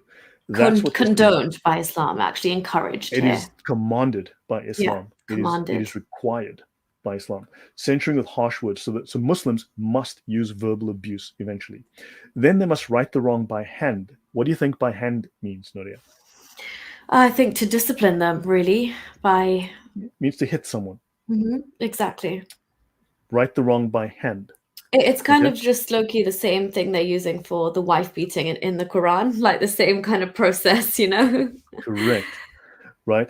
Then, now notice, after they've hit you, they must intimidate you. Intimidation comes after force. Then, what are the last two, Nuria? Assault and then force of arms. This is, I mean, how I don't understand how you can be privy to this information, or I mean, you're doing it with an agenda. That's fine as an actual Muslim, but there's nothing religious or divine or awe-inspiring or loving or peaceful about this. I mean, Lloyd, look at the list in front of us on how you're meant to go about it. And notice, this is a suggestion. You don't have to go in the sequence. You can start here and then immediately go here. Oh, can you? You don't have to go bit by bit? No. You can start at number, you can start right here. Okay. Interesting. You are not required to follow. Wow. Okay, I would have at least thought they would expect you to, I mean, for the religion of peace, you know, Lloyd, as they say, I'd expect that they'd at least start with you just abuse them verbally first and then maybe lash out. But no. So Norse mythology, I think you are deliberately missing my words. I said the story about apartheid, the commonly accepted narrative about apartheid is based on communist propaganda. I did not accuse you. I did not say you're a communist. I said that story is communist propaganda. Because Oh the yeah, I can ANC, what vouch people for do not Norse mythology is definitely not a communist. yeah. What But yeah. people don't realize is that the ANC is a communist organization. The upper echelon of the ANC, what they call the Big Six, are all communists. They're all hardcore 80s revolutionary communists. They developed a strategy called the People's War, which they learned. So, for instance, the previous president was trained in Moscow by the KGB in counterintelligence. And Nelson Mandela was trained here in Warsaw, in the Warsaw Pact during those days as a terrorist, as a bomb maker, and given other skills by the communists. Many of them were trained in China, trained in Vietnam, so they were all hardcore communists. So Mao developed a strategy of, shall we say, what he called the People's War, but it was a format to use extreme violence, extreme terror to destabilize the population while utilizing a very, very sophisticated form of propaganda. They did this very, very successfully. They were aided and abetted by all sorts of wonderful, I don't know, previously Norse countries like Sweden, who cheered for them, and then they took over the country in a coup, a communist coup, of course, and the country has seen massive decline and massive, massive increases in violence since then. But we can go through that another day. But understand, this means that when I said falling for communist propaganda, it's not the same as calling you a communist. So I hope that clarifies. So Well, Norse mythology just sent a super sticker for $20. So yeah, thank you. I think that's very much clarified, and I think Norse mythology is very much enjoying your work. okay, thank you. So hopefully But that yeah. clarifies. Look, please do not mistake me. I'm the guy you paid not to get killed. I am not the guy you paid to go and do apologetics. If you were worried that someone was going to murder you, you paid me to make sure that didn't happen. Do not mistake me for being someone I am not. Please don't. That would be a mistake. Right. Okay, so moving on. So Makoraba, the what? Ma to mu. Now, Makoraba, the term Mm. Makoraba, is easily derived from Mukariba, right? Hmm. The two are very, Yeah. very similar. I mean, would you agree that these are very, very similar? So the Mukarib is one who serves. So think of the Abd al-Malik, the servant of the king, the slave of the king. But if you are the king, then you are the slave of the god that you serve. And the Mukarib is the older term for Abd al-Malik. So what became the Abd al-Malik was previously the Mukarib. Now the Mukaribs were all in Yemen, in Mm. Sabah. Yeah. Yeah. These were the kings, the leaders of Yemen, these moon god worshippers. They were the slaves of the king. The king happened to be either the king at the time, but that king was himself a Mukarib. The king himself was called Mukarib, the slave of Allah, the moon god. Then Makoraba is easily derived from Mukariba, Makoraba. Mm. So I would think this is just an Anglicization or Latinization of the term Mukarib, Okay. Yeah. right? So the Mukarib is also a priest king who served the will of Allah, Al-Makkah. Al-Makkah was also known as Allah. Al-Makkah Uh-huh. was Allah. And then Okay, Lloyd, something as basic as Muhammad's father already being called Abd Allah, right? Slave of Allah before Allah Islamically was known. correct, So there correct. was definitely a worship of Allah happening. Exactly. Sorry, I just got to silence my phone. I didn't realize it was on noise Sure. making mode. Right. So yeah. So understand. Hmm. Hmm. I Sheikh Biardi. Yeah, sorry man. Yeah, I get a little annoyed sometimes. Um yeah, talk is cheap, right? Hmm. No, no, no. This is understandable. But yeah, and again, I hope you're not getting too much stick on my channel. Again, like we've told people before, this is stay on topic. There's other things we can go on to, but worldviews here, whether you're an atheist or Christian, doesn't matter. We're looking at the historical roots of Islam. So Yeah. So under Islam, the caliphate or the Khalifa, the leader, he was the Amir al-Muqminin. So very briefly, I'm going to deviate. Well, we're going to talk about this. Right. So now remember we just said that a deen is political. Right? A deen is a mhm. political system. It's a totalitarian political system. The Amir al-Mu'minin was the commander of the believers. This was a political role. right? Okay. So Muslims, before they were called Muslims, for the first 200 years or so, were called the mu'minin, the believers, a very broad term. They were the Mm. commander of the believers, and then eventually they adopted the term Muslimin. But the Amir, the Caliph, was also the commander, which is a military title, right? Yeah. And of Yeah. course, now the Muqarrib was a priest king, but he had a third role, a warlord. He was a Okay. warrior priest king because the moon god is a warrior god, is a war god. All the moon gods are war gods. So Right. they were Okay. warrior priest kings, and Muhammad was a warrior priest king. Mm-hmm. Okay. He revived the same concept from Yemen. And the job of the Muqarrib had, well, his job was to unify all the tribes under him, and Muhammad did the very same. Yeah. So, Precisely. Precisely. And the whole concept of caliph, I'm sure we'll come up with that in more detail. Oh, yeah, you're about to. Go ahead. yeah, so the Amir al-Muslimin, okay, so what happens is the Almoravids, they were a subsect of, I believe, the Abbasids. They first called themselves the Muslimin because they wanted to carve out their own niche identity, right? Okay. Because the overarching title at the time was the Amir al Mu'minin, just the believers, this general term. And they wanted their own individual identity. And eventually, what happened was, you see, the Abbasids called themselves the Mu'minin. And then, of course, which was the title of the caliphs, the believers. The Almoravids, this little smaller group, they wanted to separate themselves. And eventually, the two terms switched. And eventually, when they split off from what I think was a sort of heretical Jewish Christian sect, Mm-hmm. they eventually split off, and then they all seem to have adopted the term the Muslimin, and Islam became Okay. the common term. All Okay. right. So let me see. How long would you like to go for? Because we can go for a little while, and we just check where I'm slide wise. So then, Yeah, sure. So we are about to hit the 2 hour mark. We've obviously gone on a couple of tangents, so I'm happy to push through a little bit longer if you are, Lloyd. yeah, sure. I'm happy as long if the audience is there and you're happy, I'll go on for a while. It's no problem. Yeah, sure. Guys, if you're happier, we will push the stream just above 2 hours because we have kind of talked about other things and cleared some things up in the chat in the meantime. So, yeah, if you guys are all happy to stick around, we're here for some more. Yeah, right. So Malik. So then eventually the term Malik comes along. Abdul Malik. Okay, Muluk, Mhm. Muqarriba. Okay, so let's have a look at this. So in the first millennium BC, the political leaders were called the Maliks, the MLK.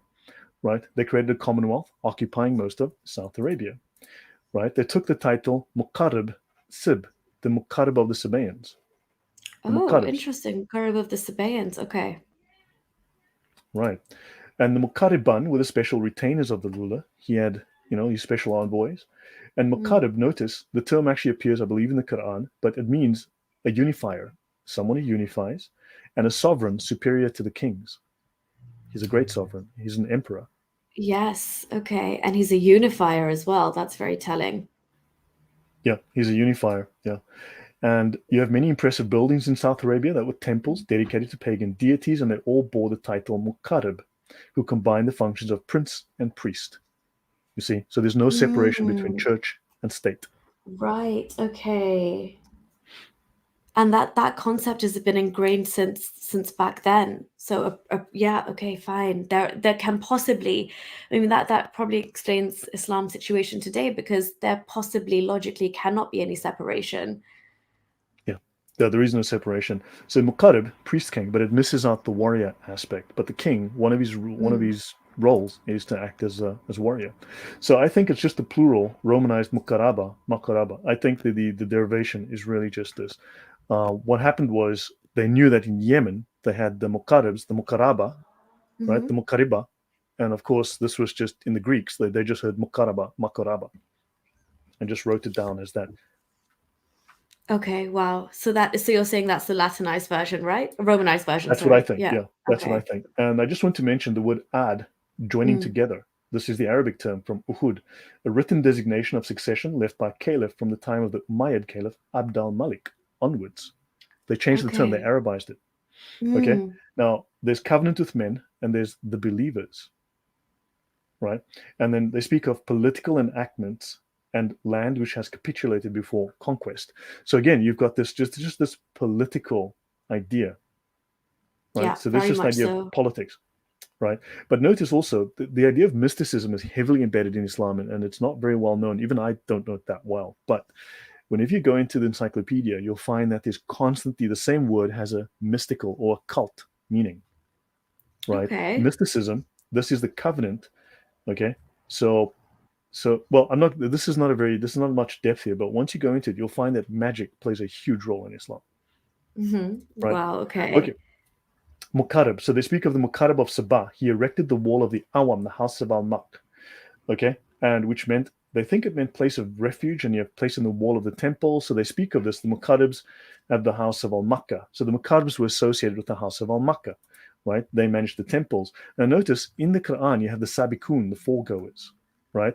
And you have in the Quran in chapter, I think this is 56 verses 10 to 11. You Mhm. have well Sabikun or Sabikun Mukaribun. This is actually used in the Quran as well. Oh, yeah, yeah. Wow. Okay. Okay. How could we not be superior to the angels since we preceded them? The Sabaknahum from Saba. Sabaknahum. I just thought it's very, very interesting to find this That's reference here. that is very interesting indeed. The That's Sabi. pretty mind-blowing. And Muhammad is called in the Hadith, he's called the Sabi. Yes, he is. He very much is. Okay, well, Lloyd, you're low-key like blowing my mind right now. So we're just trying to Okay. process. This is Yeah, crazy. so some of these I haven't had time to dig down every rabbit hole, but if someone who wants to Mm, dig into this and go and look further, I mean, there's a lot to be unpacked here, a lot to be seen, right? So mm, South Arabia was led by Muqarrab, a sovereign superior to the kings, whose name means unifier. Okay, and then you've got the temple of Al-Makkah associated with them. So the king had a big temple associated with him. So Muhammad had to have a temple associated with him. And then yeah. in South Arabia, the kingdom of Sheba had a capital of Marib. He's given the title of Muqarrab, and then you have Solomon and the queen of Sheba, and so on. And yeah, Is that so why, Lloyd, sorry, do you think that story of Queen Sheba where her whole throne was lifted and sent to Solomon's temple, was that just and like the reference to gold in terms of their temples and like do you think that was because Sheba or Sheba, that entire region would that temple was so heavily revered and renowned, as in people were trying to come up with rival temples all the time, right? I think so that would make sense because even apparently Abraha tried to make a rival church. Exactly, yeah, as That you mentioned earlier. Yeah, yeah, yeah. There seems to be something of that nature there. Yeah, it does seem to have something. I'm going to skip over this, sure. and then Mukarrab, priest kings or federators, right? So again, it's a political title, right? And the title was replaced in the 4th century by Malik or king, and it's the title of the ruler who held primacy over the tribes, linked by a covenant, like the Shahada, right? Yeah. Wow, okay. This is really funny because Dee was just saying here, magic still plays a part. Shahada is magic words. Okay, very interesting. Yeah, I missed that. Yeah, so interesting. Yeah, so so in other words, there was a political authority that resided with one leader, the Malik, and he was appointed as a Mukarrab of a council of tribal leaders. Muhammad took over that whole function. So hegemon, I'll skip over that, but just it's a political military dominance. Okay, Yeah. so hegemon, it's just basically you've got dominant political power. Okay, that's a Mhm. hegemon. Now I want to mention this. Okay, so Hubal. Let's talk about Hubal for a little bit. Let's jump into Hubal. Let's So do it. Hubal, Yeah. he was a god worshipped in pre-Islamic Arabia. Now we saw earlier that Muhammad was consecrated to Hubal by his grandfather. Mhm. When Muhammad was born as a baby, he was, according to the Islamic narrative, taken to the Kaaba, and his grandfather consecrated him to the god Hubal. Okay, so Hubal, he who is Baal. In pre-Islamic Makkah, there was a temple to the moon god Hubal, and according to the Sirah, the biographers of Muhammad or the Gospels of Muhammad, Hubal is also called Allah. He is the central god in the Kaaba, right? The Yeah. central god. Now there are two. Okay, so there are two Greek manuscripts that call him Karibael, right? So just the Latinized version of it. So I mean, the Latinized versions do change as you go from language to language, Right. and the name represents a transcription of the Sabaean name Karibal. Karibal, you might remember the Mukkaribs, the Mukkaribal, Mhm. Karibal. So a Karib, and then a Karib is blessed by a following God, and the Mukkarib is one who is blessed by or one who follows. The Muk prefix is added to this to be the one who follows. The Abdal Malik, the Mukkarib. Right. Okay. So the Karibal, Karib of Baal, blessed by or following Allah, Allah in this case being Baal, Hubal. Right. So the Okay. Mukkarib, do you understand? Mukkarib is one who follows Baal, the slave of the god Baal. So that's Right. what they have here. It was a Gotcha. royal name shared by South Arabian rulers and means blessed by or following Baal. Does that make sense? Does that logic work for you? Yeah, yeah. I'm just trying to wrap my head around it, but yeah, very much so. What you're saying makes sense. All right. So now, um, what you have is the term Hu. So he's called Hmm. Hu Baal. Okay. Hmm. And Hu, also Hua, it means he. It's a pronoun. So just like you have the Tetragrammaton, the Jews had the Tetragrammaton. They didn't want to say the name of God, so they would call him the Lord or other names, like, so that as not to use his name, Yeah. right? So the Sufis, who are the spiritual elite within Islam, it's a name of or for God in Sufism. Literally, it's taken from the Hebrew and Arabic for the English third person. It's used to avoid attribution of grammatical gender to Allah. Okay, Hmm. so basically, if you don't want to say the name of the God, right? Just like the Tetragrammaton, what do they call it? I can't remember what the Jews say, but the Jews will say the Lord, for instance, because they don't Hmm. want to say the name Yahweh, Yeah. right? They'll say Hashem, for instance. Um, the Jews will say Hashem, Yeah. okay? Or you'll say the Lord because you don't want to say the name Yahweh, Hmm. Yeah. okay? Because you don't want to say the Yahweh name was of God. almost too sacred to even take that name. Yeah. Correct. Okay, so that's the traditional belief. Now, Muhammad grew up in that milieu. He grew up within that religious environment. So, Hu And Baal, even in Sufism, sorry, Lloyd, yeah, there is that tendency to, when you're trying to get into that mode of dhikr, or like remembering God, they will constantly add the suffix hu to his name over and over again to get into a deep state of trance. correct. No, actually, I'm surprised that you know that. That Sufism is, yeah, that's interesting. But yeah, the Sufis, ritual magic. There's a lot going on there. That's a story to unpack for another time. But Sure. that's when this story gets all David Icke on us, and I don't I think that's betcha. Yeah.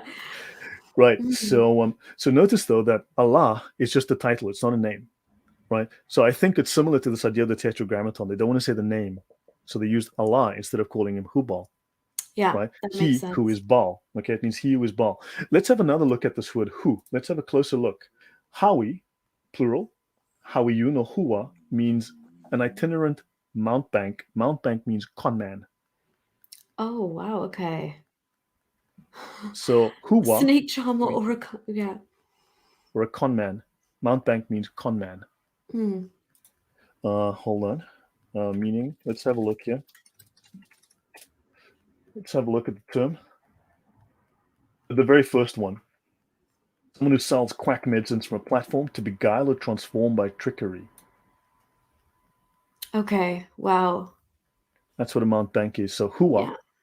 the name that they use for Allah, unfortunately happens to be the same name as you use for a con man who tricks you. That's why he's the best of the deceivers, isn't he? Yeah, Allah is a makkar. Mm. Makkar is a deceiver. He's a Mm. liar and a deceiver. Correct. So I don't know if that's a meaningful coincidence, but there might be something to it. Okay. Yeah.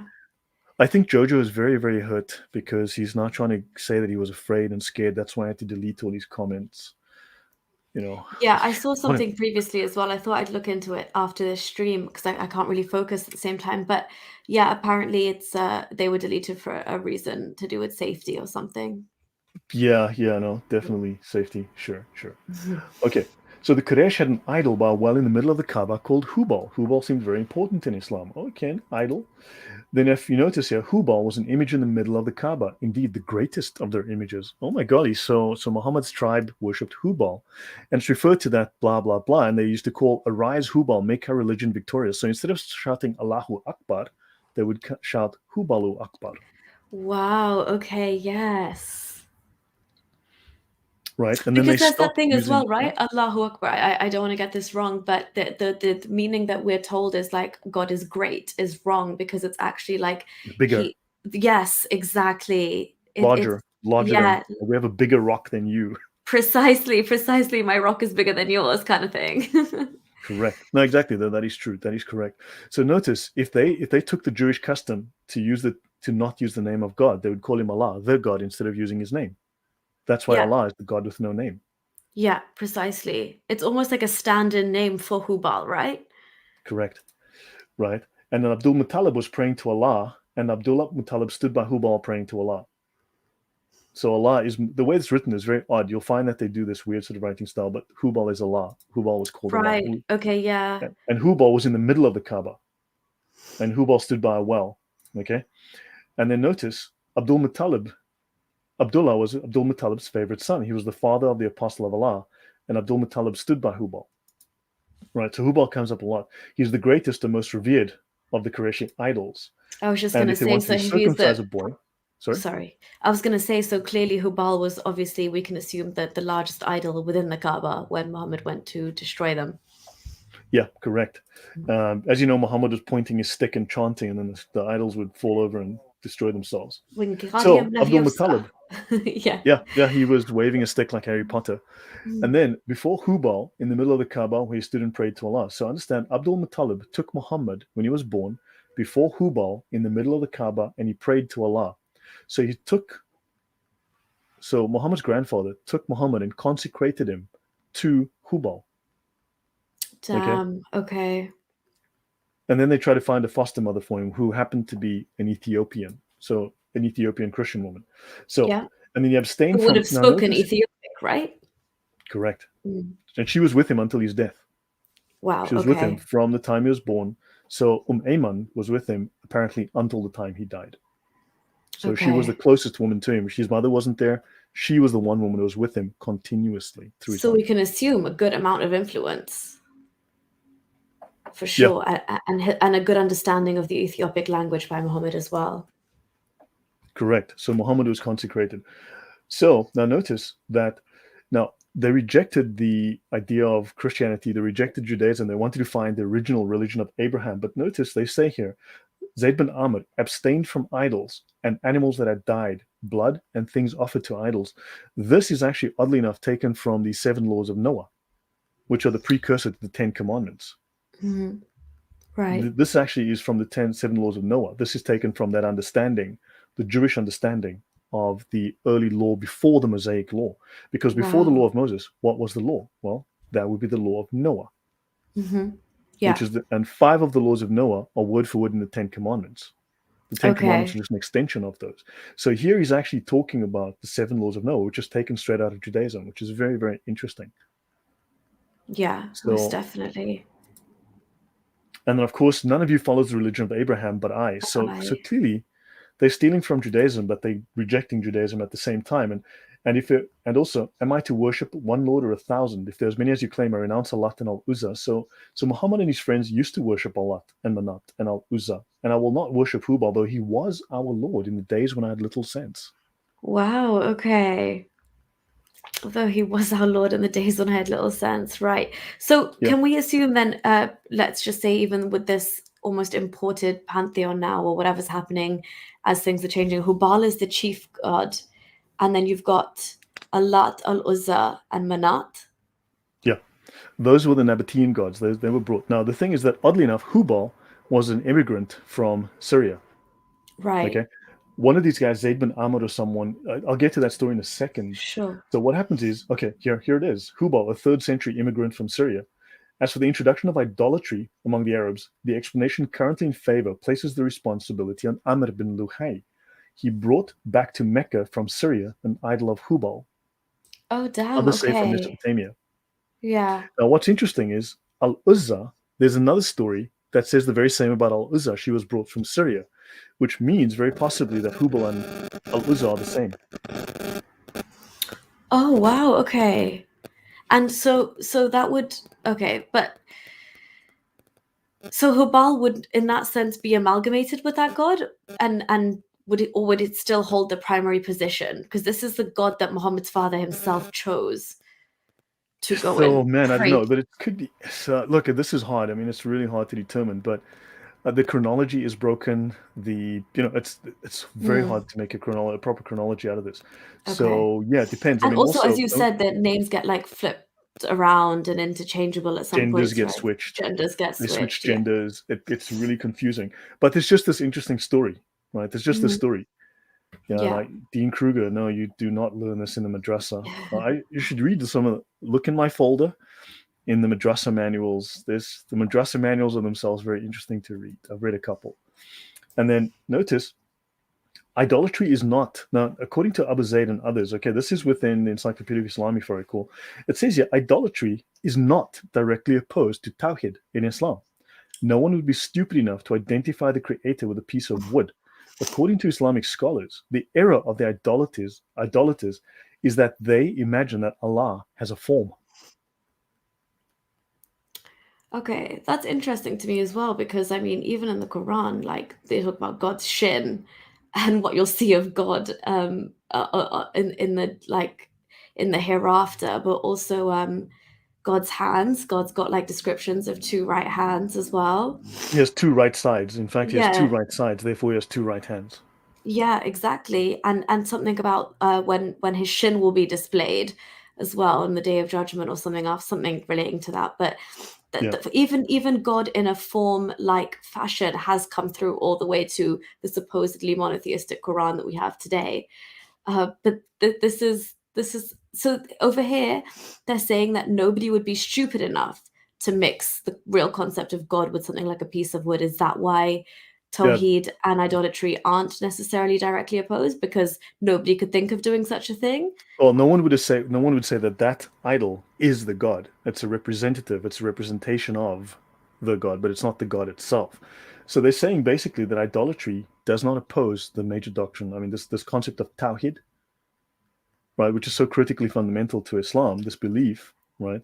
Apparently, idolatry, according to these scholars, is not opposed to, Islam is not opposed to idolatry To in theory. Tawheed, that's crazy. I mean, to somebody like me, Tawheed and idolatry are polar opposites, absolutely at the other end of the spectrum from each other. And that's why the biggest sin in Islam is shirk, which is associating anything with God. And in my mind, that would include idols. Yeah, John Stum. So has Jojo Freelance been deleting his comments? Come on, man. That's a sign of guilt, if you ask me. If you go and delete 20 or 30 or 40 comments, then clearly you've, yeah. Um, yeah, it interferes with the logical progression of the chat. Yes, John, I would agree with you. So anyway, And so yeah, sorry, Lloyd, but one no, question. Naz is asking, was Muhammad's mother Amina from Syria? Amina? I don't know. I Okay. have no idea. Honestly, I wouldn't know. I'd have Okay. to go and look. I mean, I'd have to go and look. I mean, this was months of work, and it's as I said, Mhm. I'm using about 60 different references here, so it's really hard to read them all. I need to concentrate on certain sections as I go through. Mhm. Yeah, that's Um, it, Jasmine. The majestic shin will be revealed exactly. yeah, it's interesting that the Babylonian moon god Sin, the correct pronunciation according to the scholars that I've listened to, the Babylonian moon god Sin, that's also known as Al-Makka, apparently the correct pronunciation of the name is Shin, just out of interest. Oh, Shin. okay. That's interesting Uh, in itself. That's another wormhole we could be going down. Yeah, it's kind of weird. It's a different language entirely, but apparently Shin is how you pronounce the name Sin. Oh, Shin. interesting. Okay. Um, so yeah, on this, I should notice there is a third or fourth century. I can't remember exactly. There's a guy called Plotinus, and he's Mhm. famous as the founder of the Neoplatonic movement. He Right. he postulated a god he called the One, and if you compare on a table the qualities of Plotinus's the One, he's a pagan, Mm. and and if you look at the Gnostic monad, right, which is this mystical creation that has no physical form, it's right, just the Gnostic concept of God, and Right. then you have Plotinus is the One, and then you list the qualities of Allah next to the One. They're identical. I have a table on that. I can show it next time. Just remind me next time to bring it up. Yeah, yeah, please, I will. That's so But you'll actually interesting. see that Allah is an identical copy of Plotinus is the One. You'll see that there's a one-to-one correlation between their qualities. So he's basically taken the concept of Allah from Plotinus is the One, which is a That's pagan concept of a monotheistic God. And okay. A formless yeah, Gnostic pagan concept of God. Wow. Okay. yeah, yeah. We'll So definitely get into that next time. there's that. Well, just remember Plotinus. So origins of Hubal. So just so you know, the Nabateans worship three female deities a lot. This I took from Wikipedia. If Wikipedia is the Smithsonian institution, so the Nabateans worship three female deities: Alat, Al-Uzza, and Manat. Okay, so the Nabateans who lived in Petra seem to have worshipped in particular the goddess Al-Uzza, who was termed the mightiest. Now, there is Okay. evidence that Al-Uzza was brought from Syria. And I just find it odd that the Muslim sources state that Hubal was brought from Syria. So just kind of a weird coincidence. Are they the same? Are they different? Or was Syria just a place where they got all these gods from? Yeah, fair questions. All fair questions. Yeah. And okay, just a little bit of interesting stuff here. So let me just see where I am so I can stop at a logical point. Yeah, sure. Feel free to kind Uh, of round it up wherever you think. uh, the pagan Muhammad. So maybe we can stop around. I'll go like 3 or 4 more slides if that's okay. And then Sure, let's do we'll end that. it. That should be Sure. logical. So the Quran mentions 2 prophets that it claims were prophets from infancy, right? So in the Quran, 2 prophets were prophets from the time they were born. Of John the Baptist, okay, Quran says, take this book with strength, and we gave him al-hukm, the prophet office. That's technically the wisdom as a child. And of Jesus, they say, while an infant, he said, I am a servant of Allah. He has given me the book and made me a prophet. Now, of course, we know that the New Testament was written after the death of Jesus, right? Or after the ascension of Jesus, to use the Yeah, technical correct term. So we know that Jesus didn't bring a book. He didn't go to God's library, take out a book, and and when he left, he didn't hand out a book to each of his apostles, right? It was written exactly. about him afterwards. Islam claims that Jesus was given a book. Yeah, true. True. Okay. Literally almost as if he came bearing a book. Yeah. Yeah, yeah.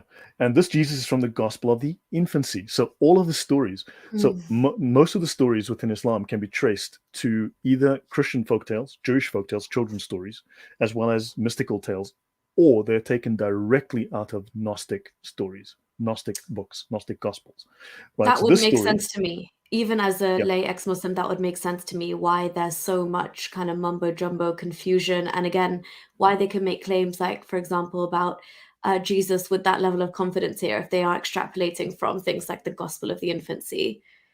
correct. And also there's the Arabic gospel of the infancy and there's the gospel of the infancy. There's a couple of them. There's Well, a there we handful of them with go. similar names.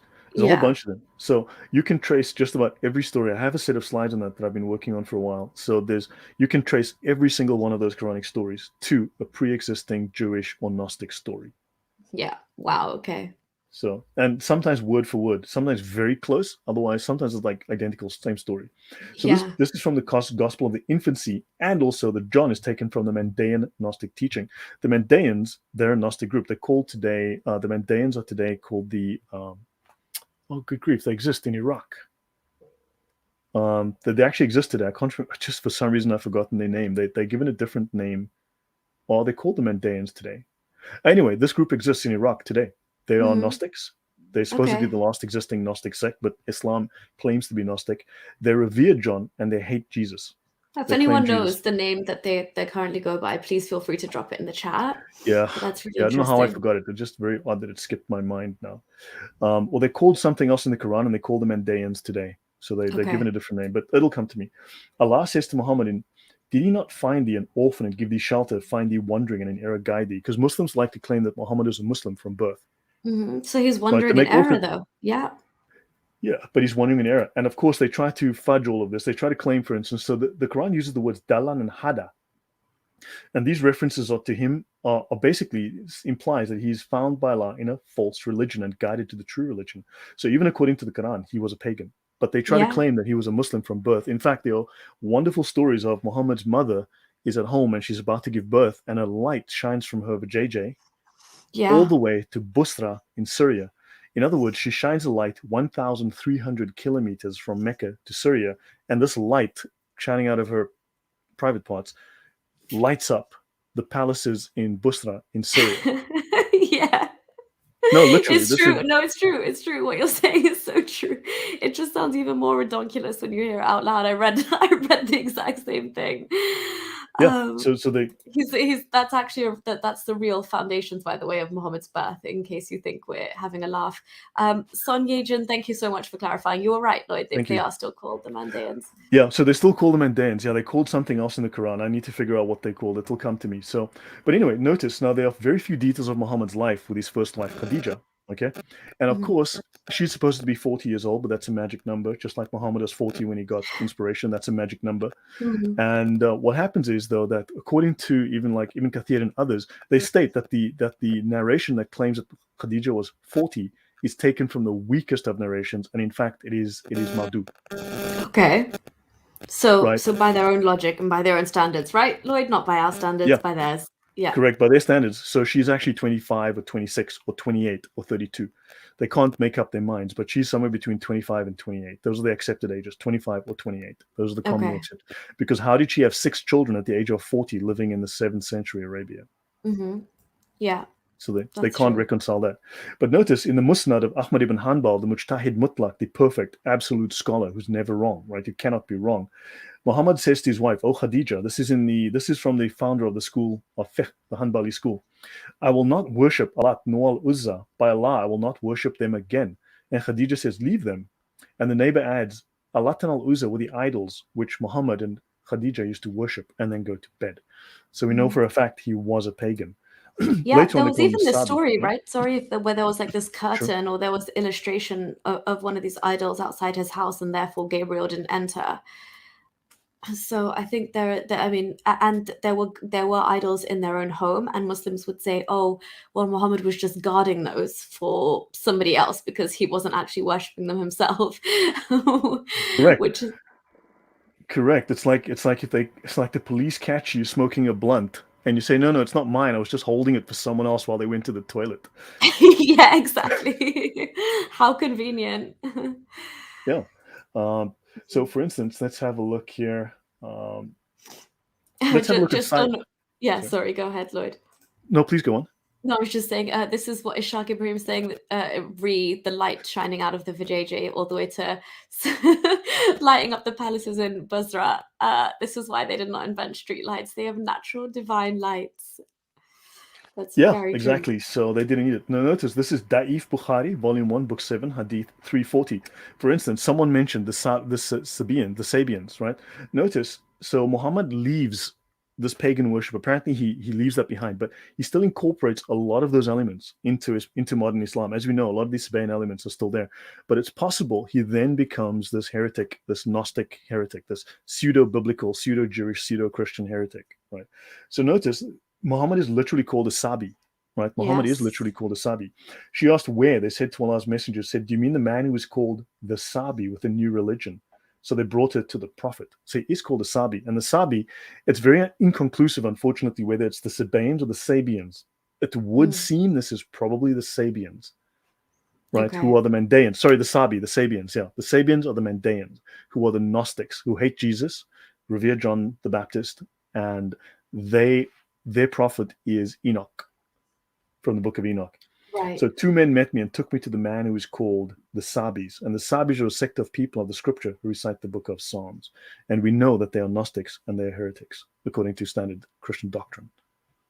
Yeah. Exactly. So so if Muhammad's So a Sabi, then Muhammad is a Mandaean. He would then be, well, a mixture of whatever it is, pagan slash Gnostic heresy. right. Okay. Yeah, which would make sense as well because I mean, even by the Islamic narrative, they do have that story embedded into the beginnings of Islam where Muhammad did turn his back on the religion of his ancestors. And then it's followed up by stories like him going to the Kaaba and smashing the idols and then asking them those questions. So, I mean, there is that angle, right? That he was the one turning his back on the religion of his forefathers, whatever that may have been. Um, because so Idolbreaker here says we don't claim Muhammad was Muslim since birth. He was guided. Um, He needs to tell those other Muslims that tell me otherwise. You guys need to get your stories straight, buddy. yeah, that's what I was going to say as well. You need to get the story straight because some people would say that. I mean, we've gone back to it, right? We've gone back to Abraham and Adam being the first Muslims in the first place. So Muhammad being the light of the world, the reason for everything being created, and then having to be guided later on. And I mean, obviously, we know who they were worshipping before that, and I think Lloyd has broken that down very well. But again, the wording of this here, it's just way too Sure. convenient. No, no, no, go ahead. Sorry. Oh no, go on. Yeah, no, you're right. And besides, if Muhammad knew from birth that he was guided, how come he was frightened, wanted to kill himself? How come he had no idea until 40 that he was the chosen one? If he was from birth, if he knew exactly what was going on, I mean, the stories don't mesh. Doesn't make sense. So I'll wind down here. I'll finish shortly. So we'll just finish with the pagan Muhammad.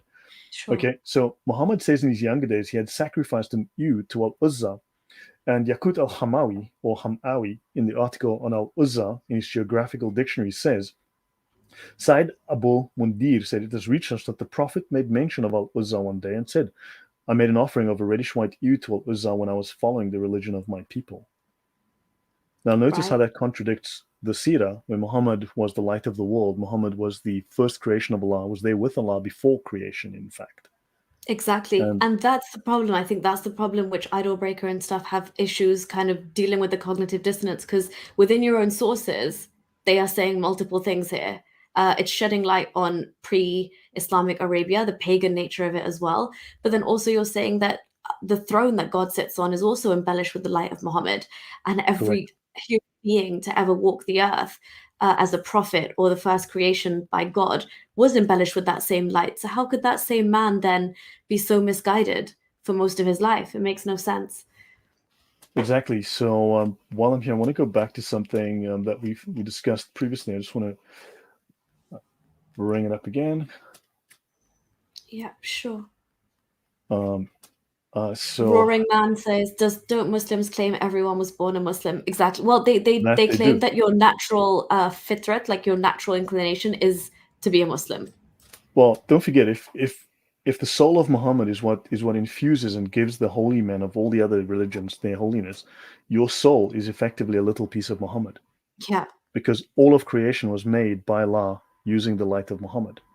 So And you for are a little Muhammad, as well as you said. correct. Correct. So I spoke of this last week. I mentioned this, the ilm al-badi. Now, remember, Islamic sciences. You must have all have heard of the term the Islamic sciences, Yeah, very right? scientific that. Islam has a lot of sciences. None of them are about science. They're all about rhetoric. Mhm. Okay, None of them fit the description of science, but sure. science, correct. So Mhm. the ilm al-badi is the branch of rhetorical science. So it's one branch of rhetorical science. Other branches are the adab al-jadal, for instance, which is the branch called propaganda. Okay, Dawa is another science. Dawa translates literally as propaganda and pretense. Okay, Dawa is not evangelism, it is propaganda and pretense. Propaganda is by definition false, right? It's going to be obviously misleading, words. But notice it's the branch of rhetorical science which deals with the beautification of literary style, the artifices of the ornamentation, artifice and ornamentation, and the embellishment of speech. Let's have a look at embellishment. Noun, an ornament or a decoration, a fictitious addition to a factual statement.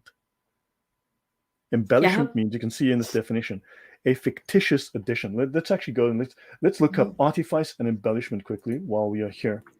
So, meaning of embellishment.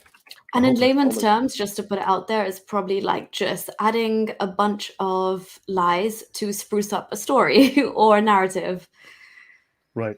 Okay, I'll just take the very first one, Cambridge Dictionary. Mhm. So, fine. Something added to make a thing more beautiful or more interesting. Okay, so it's an embellishment. Okay, so he may be guilty of embellishment. Okay, but Mhm. let's have a look here and see. The truth doesn't need embellishment, but Islam certainly apparently has a science of embellishment. Wow, that in Okay, itself speaks volumes. I mean, that's yeah. completely contrary to presenting So facts and evidence and the, science, the as it reference were. I have here, I'm going to grab. This is from dictionary.com. I'm just going to go here and see the reference that I have. Embellishment. Ah, great. Okay, a fictitious addition to a factual statement, There we the go. act of embellishing. Yeah. Understand? So embellishment is to lie, basically. Let's look up artifice. Let's look up artifice. A clever trick or stratagem, a cunning device, trickery, cunning, ingenuity. Yeah, it seems very on brand considering everything else that we've uncovered. Wow. Yeah. There we So go. yeah. So basically, so now notice the last thing. Mhm. Al-Uzza is one of the three idols of the Kaaba, and she might have been Yes. the original Abedi. That makes good sense. Yes. So now notice, if Al-Uzza is the original goddess and Hubal is the original god, then maybe there's, I don't know, there might be some kind of overlap there. There might be a Mhm. mistake in the sources, but I mean, there's clearly some, but yeah, so you've got all these gods. And then also Muhammad had a couple of children, one called Abd Manaf, okay? servant of Manaf, and in fact his grandfather and great-grandfather or something, or his great-great-grandfather or whatever was called Ab Manaf, which was the servant of Manaf, who happens to be an Arabian god, Mhm. right? Pagan god. Manaf was an ancient idol venerated by the Quraysh, which means that he's right. Manaf, ancient idols like kept in the Kaaba. Okay, you have Manat, male and female. Okay, and then of course you've got these. Then even Baal had three daughters, just Right, like okay. Allah, right, Manat Hubal, and Al Manat, Uzza, yeah. the three cranes from the satanic verses. The So Varanique, yeah. yeah, so this is Ugaritic evidence. So this is from Canaan area, from Syria. And then I'll end up here. So the symbol for Mhm. Makkah, this is Al Makkah here, the moon and the star Sirius. And he's known as Shin, Nanashwen, okay? And Al Makkah is the main god for Yemen and action before Christianity, with Shams, the sun god. And Wak means love, okay? And Al Makkah might also mean love. It's just a quality of the god. I So see, okay. So again, so they've all got their different attributes, but as you said earlier, it was the moon god that's also correlated with the warrior god, right? yeah, Okay. yeah. So the god, that's why the gods have, that's why Allah has 99 names, because all of these gods had their qualities. People would emphasize a certain quality of the same god. And there's even an accusation, I think it's Quran 38:5, where people say, are you just taking all the gods and rolling them into one and calling it Allah? Mhm. And that's basically what he did. He just took Yeah. all the quality. That's why Allah has, in fact, Allah does not have 99 names. Allah has about 500 names. If you look at the list of 99 names, every scholar makes up his own list of qualities that he likes. So Allah has hundreds of names. Even Muhammad is about 250 names. Wow. Okay. Yeah. Which again, it is so telling of the fact that it's meshing all of the previous gods into that one. So Yeah, kind of like the concept of that Ethiopian Tawhid church, in a way, right? yeah, Is that what it's yeah. so yeah. So taking the concept of three and unifying it almost. Yeah, so yeah, I should perhaps we can end here. I think hopefully Yeah. that was Sure. enlightening for the audience. So, do you anything you'd like to add? I'll leave it open for you. And yeah, but hopefully this was new information that was helpful to everyone. Most definitely. I think today we had a quite a lot of information thrown at us. I will definitely be watching this back as well, just to make sure it all kind of seeps in. But no, thank you so much, Lloyd. Again, as we move through this, the picture is just becoming clearer and clearer. Even areas that you're not entirely sure about, you can definitely start mapping what's happening here and the importation of certain gods. Um, but just on your last point about the embellishment here, um, this is a really good comment as well. Islam uses the word science as an artifice, not the practical method of investigation that we have in the West, precisely. And that's why they get away with using the word science in that way. But as Lloyd showed us, that's not a branch of science as we know it today in the West at all. But it also is very it's very on brand with the rest of the Islamic sources, right? Even the science of you mentioned a lot of other different sciences, Lloyd, that you know in terms of the Islamic scholarship, but even just the science of hadith, for example, it's not even that scientific as a basis. It's like how do you differentiate between an authentic chain of narration as opposed to a weak one? It's just the chain of command in that is, was there a liar at any point within that? Did he just lie on the one occasion or did he lie on multiple occasions? And then they've had to do a whole science of the percentage of these. And I think, Lloyd, it was in one of your videos I actually heard you say something like even the Daif hadiths are considered some percentage of accurate, which was still quite proportionally not that weak, if I'm not mistaken. No, those are considered viable hadith. Give me They're one still second. I should bring that up right now. okay, sure. It didn't open the first time for some reason. There we go. Yes, I'll yeah. So on that question, someone asked, "Have I looked up Mahmadim or the term Muhammadim?" Yes, I was just going to Um, flag this to you next. Sure. yes, I actually do discuss that in one of my other discussions. The term Mahmadim. I think it means. You know what? I cannot remember offhand. Also, look, there's also the danger that I will make mistakes if I talk off the top of my head and not while looking at my notes. I mean, it's bad enough when you make a mistake when talking from notes, but it's much more likely to make a mistake when you don't have your notes in front of you. Yeah, fair I enough. can, if you save that question, just remind me. I can prepare that for the next time, and we can actually talk about it, and I can show that. But Sure. it's So it depends. It's technically it's Jewish. It's Mahmadim or Mahmad. It comes from the root Mahmad. Let me try and find it. Just give me one sec. So let me actually make an attempt to find it. Okay, sure. Thank you, Lloyd. And we do Let me really make an attempt. appreciate the fact that you kind of jump around for us as well. I appreciate that it's not easy at all. And you Yeah. being asked these questions off the top of your head, you're like a walking encyclopedia, which you're not, and it's unfair to expect that of you. So thank you for actually taking the time to show us things that are slightly off topic as You're well. welcome. No, I can't find it. I have to look in my notes because Okay, look, after we this can is bring it done, up for it'll pop into my head just after I needed it. You know how it goes. Yeah. Okay. So while I'm on that, let me show you. This is from now. Muslims want to lie to us and tell us that. No, RC, certainly, I will look into that. I have covered it on previous shows. I have done it extensively, so I will go into that. But yeah, it's the term Mahmad. It's Mahmadim. It's in Strong's H something. If I could remember what the reference was, but it's in the Strong's. Looking, actually, no, Strong's Concordance. Let's actually, you know what? So since we are here, then let's look in Strong's Concordance. I'll K97, explain thank just. you. I'm very glad you enjoyed this today. And yeah, I know we have gone slightly over, guys, but I hope you are enjoying it. And yeah, Lloyd is here giving us his time, so I'm very honored.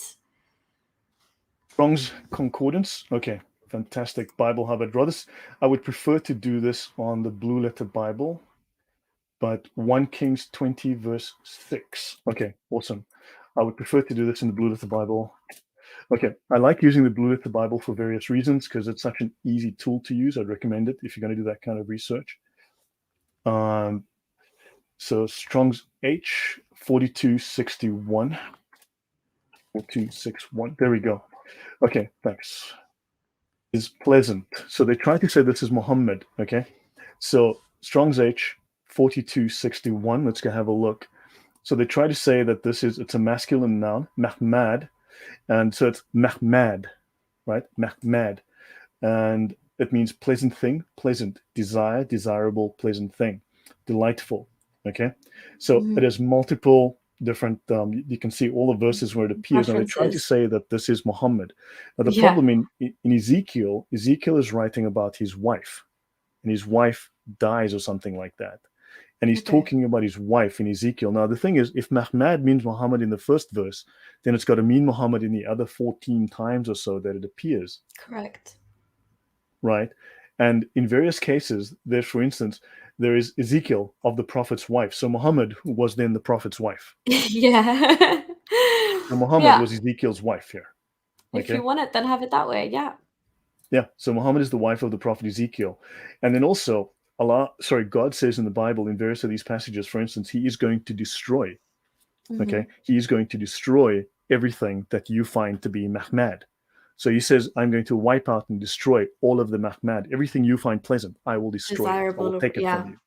So in Okay. other words, it actually talks about the destruction of Muhammad, the taking away of everything, the Funny reduction of how the they never sand. tell you that little reference, because that would mean the man himself as well, if you want to stick by their thought process.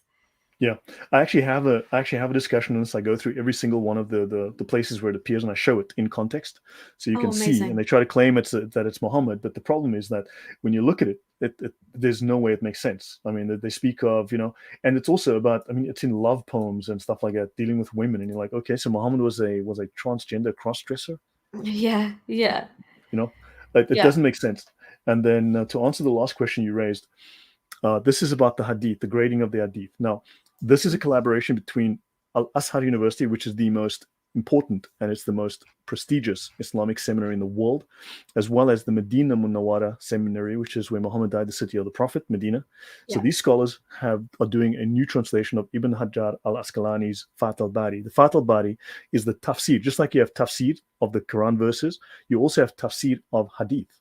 People don't realize they are actually tafsirs of the hadith collections. This specifically is the tafsir of Imam Bukhari, of the Sahih Bukhari. And they write here, these scholars, these are the best Islamic scholars in the world, all right, from the two of the top universities in the world. They say that removing weak hadith from Islamic works, was not the example of the scholars. Otherwise, That Imam Ibn Hajar would not have included them himself in the Fath al-Bari. okay, as sources to take knowledge from. Weak hadith are used to support opinions because a weak hadith with the words of the Prophet is preferred over pure opinion and personal reasoning, ijtihad reasoning. And this is the example set by all the scholars, including Imam Bukhari, who worked miracles, the miracle worker Imam Bukhari himself, who used them deliberately in his work Al-Adab al-Mufrad, that no one's ever heard of. They've only heard of the Sahih. He's got a couple of other works. The Sahih of Imam Bukhari is a collection of the Sahih specifically, not a collection of the only hadith that scholars should use. And the scholars say Sahih hadith is about 99 to 100% accurate. Okay? Yeah. So this is not what we're learning this from the very best scholars that have ever lived in Islam. This is from the top scholars that have ever lived, giants in Islam. Precisely. Yeah. Right?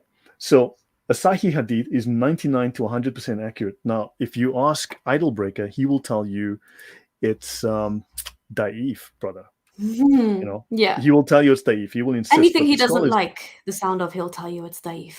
Correct. Okay.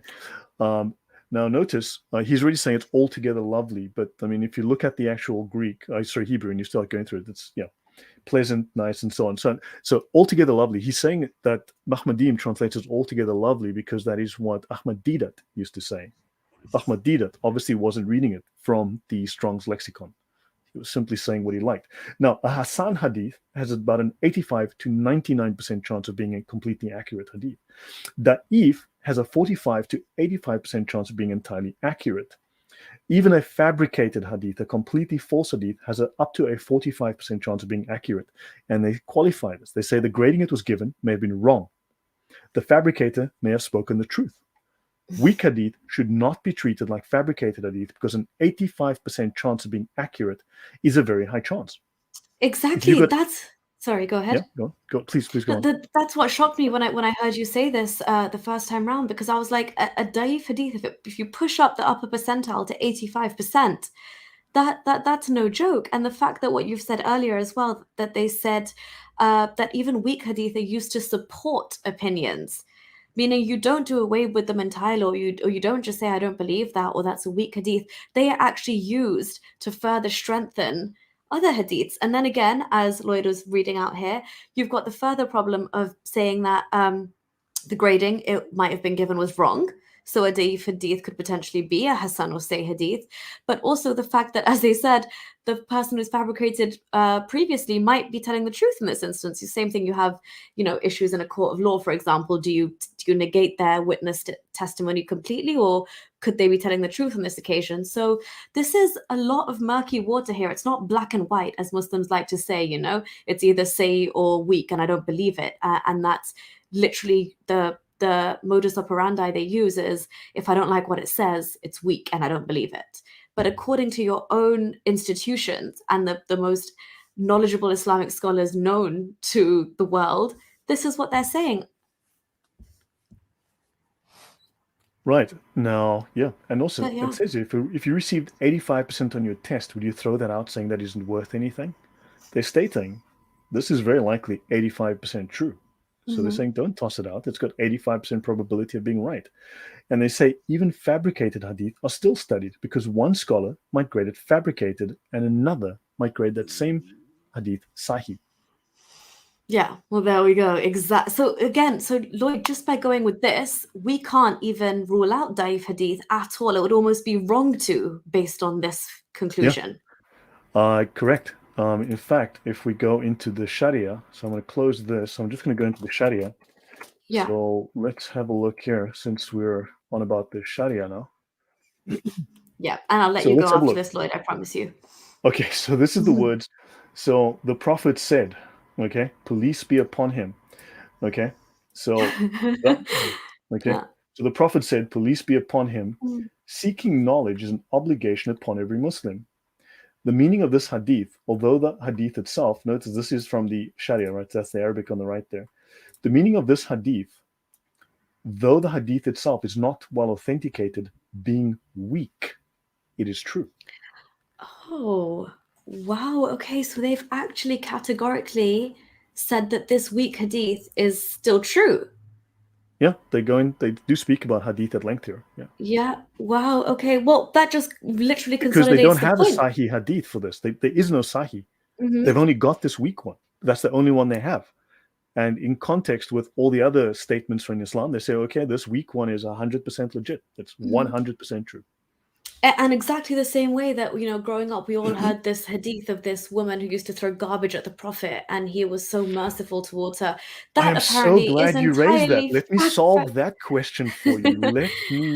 Okay, since we're here now, then, Yeah.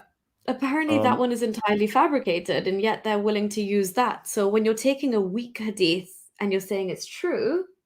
I am so glad you asked. I'm going to show you, since we're here. This is a wonderful book written by a Muslim, Sheikh Mohammed bin Abdullah Al-Ushan. It's called What is Commonly Spread But Not Proven from the Seerah of Prophet Muhammad, otherwise known as Famous But Unauthentic Stories about Muhammad. Wow, famous but unauthentic. What is the point? In other words, fake Embellishment. trash. Fake trash, Yes. exactly. Let's have a look. Let's have a look Islamic at a couple. science. Yeah. Reports in his youth, his marriage to Khadija and period before prophethood. And then we see here the story of the Jewish lady who threw garbage at the prophet is a false narration. There we go. Oh my days. There we go. And yet people actually cling on to this argument to show how nice the prophet was and how merciful he was and how he was such a beautiful character and his morality. It's completely a false Yeah. narration. Read number 38 as well. Just read that one for the audience. The prophet carried the luggage of a Jewish lady who wished to escape from Makkah after hearing of a man called Muhammad. An emotional but false narration. Wow. Wow, wow, wow. The lengths they have gone to make this man, like, just kind of clear up all the Yeah. blemishes. He's helping her escape from a man named after his own name. What is Now, going on understand here? and notice, Idolbreaker is avoiding all the facts. He is purely off topic. I mean, if I would silence him for a while. But understand, he is completely off topic. He's Mhm. refusing to listen to the evidence from his own scholars that he supposedly respects, reveres, and follows. Right? Yeah. So notice he won't talk about it. He doesn't engage with us. When has he once told us about where the body of the 90-foot tall Adam is buried in the Kaaba? Because we know it's very close to the Kaaba. It's within 30 meters of the Kaaba, apparently. Yeah, Should be easy exactly. to As you find. said, we don't even need to dig. Just radar scan it, X-ray Yeah, scan just it, radar scan it anything. and find it. 90-foot skeleton and 300 bodies buried around the Kaaba of Mhm, prophets still preserved. So notice, where are they? I mean, he's not answering that. He can prove Islam like that. mhm. They don't prove Islam. They attack Christianity. Understand? Yeah. They avoid talking about Islam because they know it's ridiculous. They literally, backed into a corner when it comes to evidence because they don't have any, and then they just rely on pure whataboutism. Like, that's literally the most easy, like, defense Yeah. tactic they have is just whataboutism because they can't face the facts of their own scripture and ideology crumbling, and the fact that it doesn't historically stand up anymore, and, we're showing that to the world bit by bit. Yeah. So yeah, they actually have a lot to answer for, not just like 90-foot skeletons, but these false narrations. Well, what is this all about? Do you have any answers to this? Can you show us that this Yeah. story was true from somewhere? Flip the narrative, show us. Yeah. So But exactly. So Farish says literally what Idolbreaker is doing right now. So Idolbreaker, can you, as a good Muslim, can you verify all of this for us, please? Can you explain any of the things we've just discussed? And no, he has to dance. He has to tap dance. You most know. definitely. So this is what's called the Adab al Jadal. Okay. Let me just type it for you. I'm not going to go into that today, but Adab Yeah. al Adab al Jadal. Adab al Jadal is disputation. It's a form of argumentation, right? So basically, it's based on it's okay. So it's a form of deception. Oh, great. I spell very well, but I type extremely badly. So okay. So don't forget, dawa is propaganda. Okay, Yeah. dawa is propaganda and pretense. Dawa is defined as propaganda and pretense. Okay, dawa is not evangelization. It is not spreading the religion through evangelization. It's a very specific word. Dawa just means effectively it's just propaganda and pretense. It's a secular word. Yeah. Now it falls under something called hiyal. Okay, hiyal is a very specific form of lying. It has a very specific set of techniques, which are language-based techniques to deceive. Originally, it was used to defraud people in commercial transactions. The Right. earliest books on Hial date to about 805. So they had this whole idea of how to use language to break contracts, but it's been expanded. Okay. So it was language used to break contracts. So also it is language that they specifically use now. Instead of breaking commercial contracts, it's also used to break oaths, break promises. Okay. Okay. It was then expanded. It was Yeah. also a way to make a lie, to say something that sounds true, but you're able to technically keep to the letter, but or the spirit of it, but you can break it. So you can break something, you can break a promise, break. So in other words, it's a technique, it's a series of rhetorical techniques to break any oath, any promise, any Mhm. contract. Okay, So it's a it's very literally specific. deception to breach contracts, whether it started off, financially and commercially, and then now you're saying it could even extend politically, spiritually, metaphor, like however you need it to. Yeah, so you can break anything. You can literally, Right. it's designed to break any promise, any contract, any oath. You can swear, make promises, and you can Mhm. break them all. This is what he allows. Now, underneath of that, okay, so remember we had the Ilm al-Badi, the science of rhetoric, right? Now, Yeah. one of the other, now this is the science of rhetoric, but we've already seen it is dishonesty. It's lying. It's dishonest rhetoric. Okay. Mhm. Now you've got dawa, propaganda, and pretense. Pretense doesn't mean to tell the truth. It means to pretend, to lie. Hiyal is not only a form of breaking contracts, breaking promises, and making false promises, it's also a military tactic. It's Okay. military deception. It also Right. falls under the tactic. It also falls under the definition of military deception. Okay. Mhm. And then underneath Hiyal, now everyone talks about the word takia. Please do me a favor. Forget this word. Forget it. It's useless. Forget it. It's minor. It's throw it away like you've never heard of it. You need to learn Hiyal. Okay. Okay. You need to forget about takia. Stop using Mm. it. They've taught you to think takia, and you think in this little box, this takia box. You think in this takia box. Now the Eskimos have like what 20, 30, 40, 50 words for snow. Now Mm. imagine the only word you know for snow is the word snow, but they've got 49 other words for snow. Maybe there's a reason they have 49 other words. You're so focused on the one word, you're missing all the rest. Yeah. Understand? Wow. Yeah. Understand? There's a lot of different forms of Islamic lying. Taqi is just one of them. It's not even the major one. It's not even the most important one. This is the big daddy. Oh my gosh. Okay. Okay. Yeah. Because I've only been familiarized with Dakia as well. So Of Hiyal course, is a whole they nother lie thing about for me to lying, look at. Yeah. Yeah. Exactly. It's the art right? of lying. They've mastered And then it. within this, you have the adab al jadal. This falls under hiyal. Forget this word takia. Pretend it doesn't exist, right? Right. Then you have hiyal. Now, underneath you have the adab, which is sunnah. Adab technically means it's got every Arabic word has at least three meanings. So every word means a bunch of different things. Mm. Adab means it's sunnah, or a way of, or a tradition. Okay, Mm. that's one way to think of it. Adab al jadal is disputation. So we would think of it as disputation, a Okay. format a format for arguing. Sorry, as I said, I spell extremely well, Disputation. Yeah. Don't but I don't type worry. crappy. I'm Don't horrible at worry. typing. So disputation, it's a form of arguing. Now you have the opposite. This is the opposite of logic.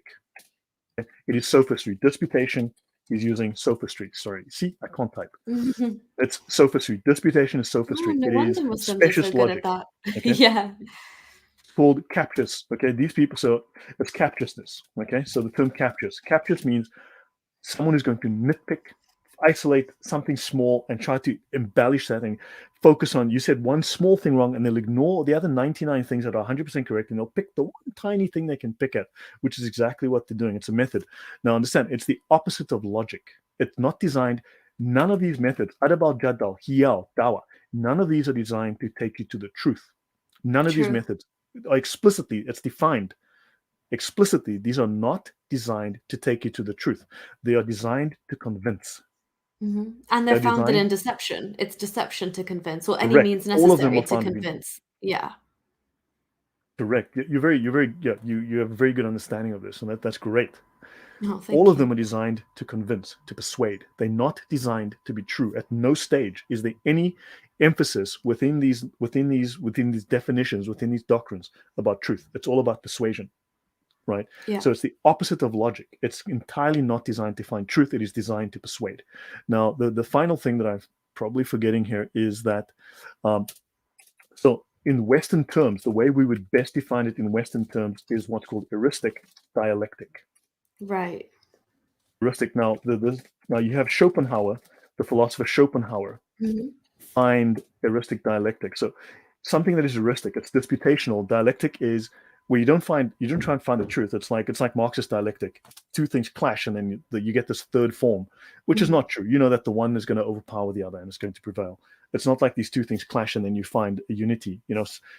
Thesis, antithesis, synthesis. No, you don't get that. You get No. dead bodies on the floor and you get the other guy walking away. He won, right? Yeah. So heuristic dialectic, think of it as propaganda. Propaganda is by definition heuristic, right? It's Okay. designed to win by any means necessary. Now, he identifies 38 methods of deception, of deceptive language. He identifies 38 methods of deceptive, dishonest language designed to do nothing but win, not to find truth. So if you look at the Islamic methods of discussion, right? If you look at the Islamic methods of discussion, all of them are dishonest. They all utilize heuristic dialectic. They all utilize these 38 methods. Okay, Right. based on Okay. Hiyal. Heuristic dialectic, you can think of it as that's Hiyal. So it's Yeah. all designed. If you study the methods that Schopenhauer discusses, you will Mhm. find the very same is true. So Okay. so basically, Islamic Hiyal is a masterclass in lying and propaganda. Yeah. So basically, Hiyal is this umbrella term or parent company, if you will, for what Islam is in terms of like, I'd say just the art of what was I going to say? I had a really nice little line for it, but basically, yeah, I can't think of it right now. But yeah, it's deception, and it is. I mean, they all come at different levels. Like as you're saying, within Hiyal, there's different concepts of this, but Hiyal encapsulates every form of deceptive tactic or like linguistical, whatever you need to do to make Islam prevail, Yes.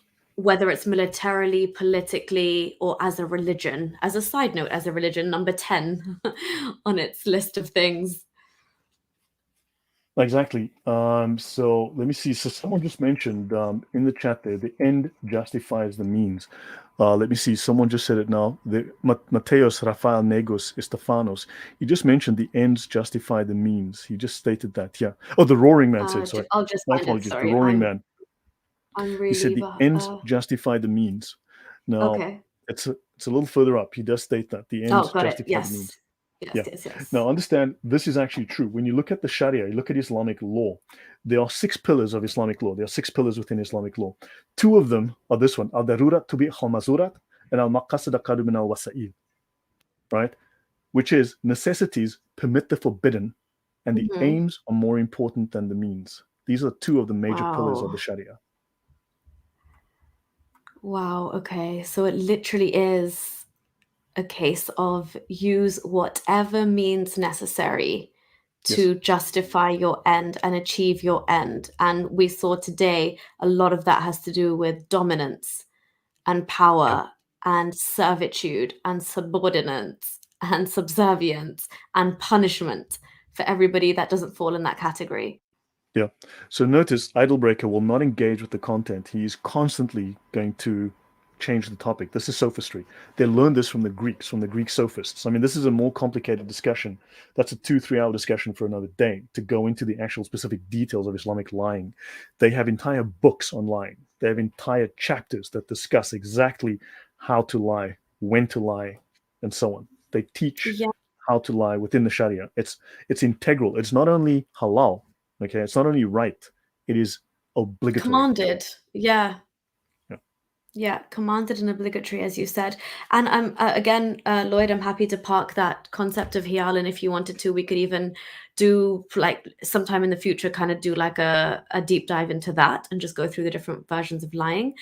But no, thank you so much. Are you happy to call it a day here? Yeah, I think we can Yeah. end here, but hopefully this was helpful to everyone, and I've covered a lot of external subject as well. So yeah. No, you most definitely have. And again, I just want to say the fact that you're able to share these resources with us or even just point us in the direction of these texts and these references, this is opening up a treasure chest of information for even people like me. So thank you so much.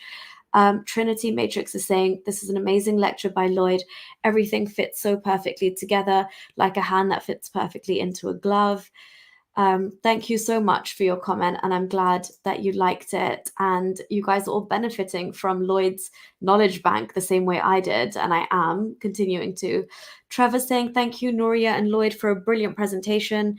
I focused in on what you and Lloyd were saying, not on the circus in the comments. Good night, guys, and thanks. Same here. I was completely off the comments today. I'm going to make sure this is in check for next time, because it does seem to be getting out of hand, each part that we do. But thank you so much for sticking with us in the presentation and focusing on the topic at hand. I really appreciate it. And more people like you who are actually there for the knowledge and the learnings, as opposed to just starting beef in the comments. Coco Jasmine, thank you so much. And thank you for interacting with us and all your comments along the way. That they were really interesting. I want to make sure I don't pull up any comments for you so we don't keep you much longer. Just scrolling through the end of the chat. Lloyd, is there anything you want to say in the meantime before we wrap it up? Stay away from Islam. Yes.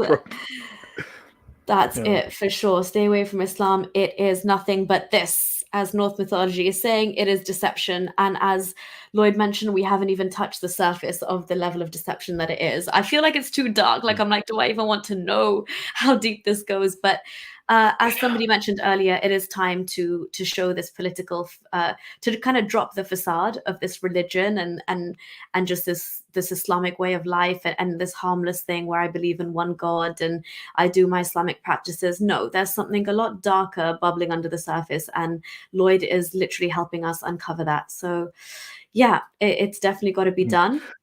Notice Jojo Freelancer just is using Hiyal right here. He says, Nuria, the hardest question, do you accept everything Lloyd said? Now, just notice what he's doing is he's trying to undermine what I've stated. Either they will attack me directly, right? They'll undermine my character to undermine the message. So what he's doing is he's not engaging with the content, because look, I didn't make it up. I'm showing you what is coming from their own scholarly texts. Yes. I'm showing what is coming from the best scholarly texts I can find, right? So he's saying, do you accept everything Lloyd said? Right. So he's implying that what I'm saying, but I didn't make this up. This is from Islamic scholars. This is from the best science that I can find. Right. So now, why would he question that? Does he accept this? Understand? So these are simple ways of just trying to undermine the message.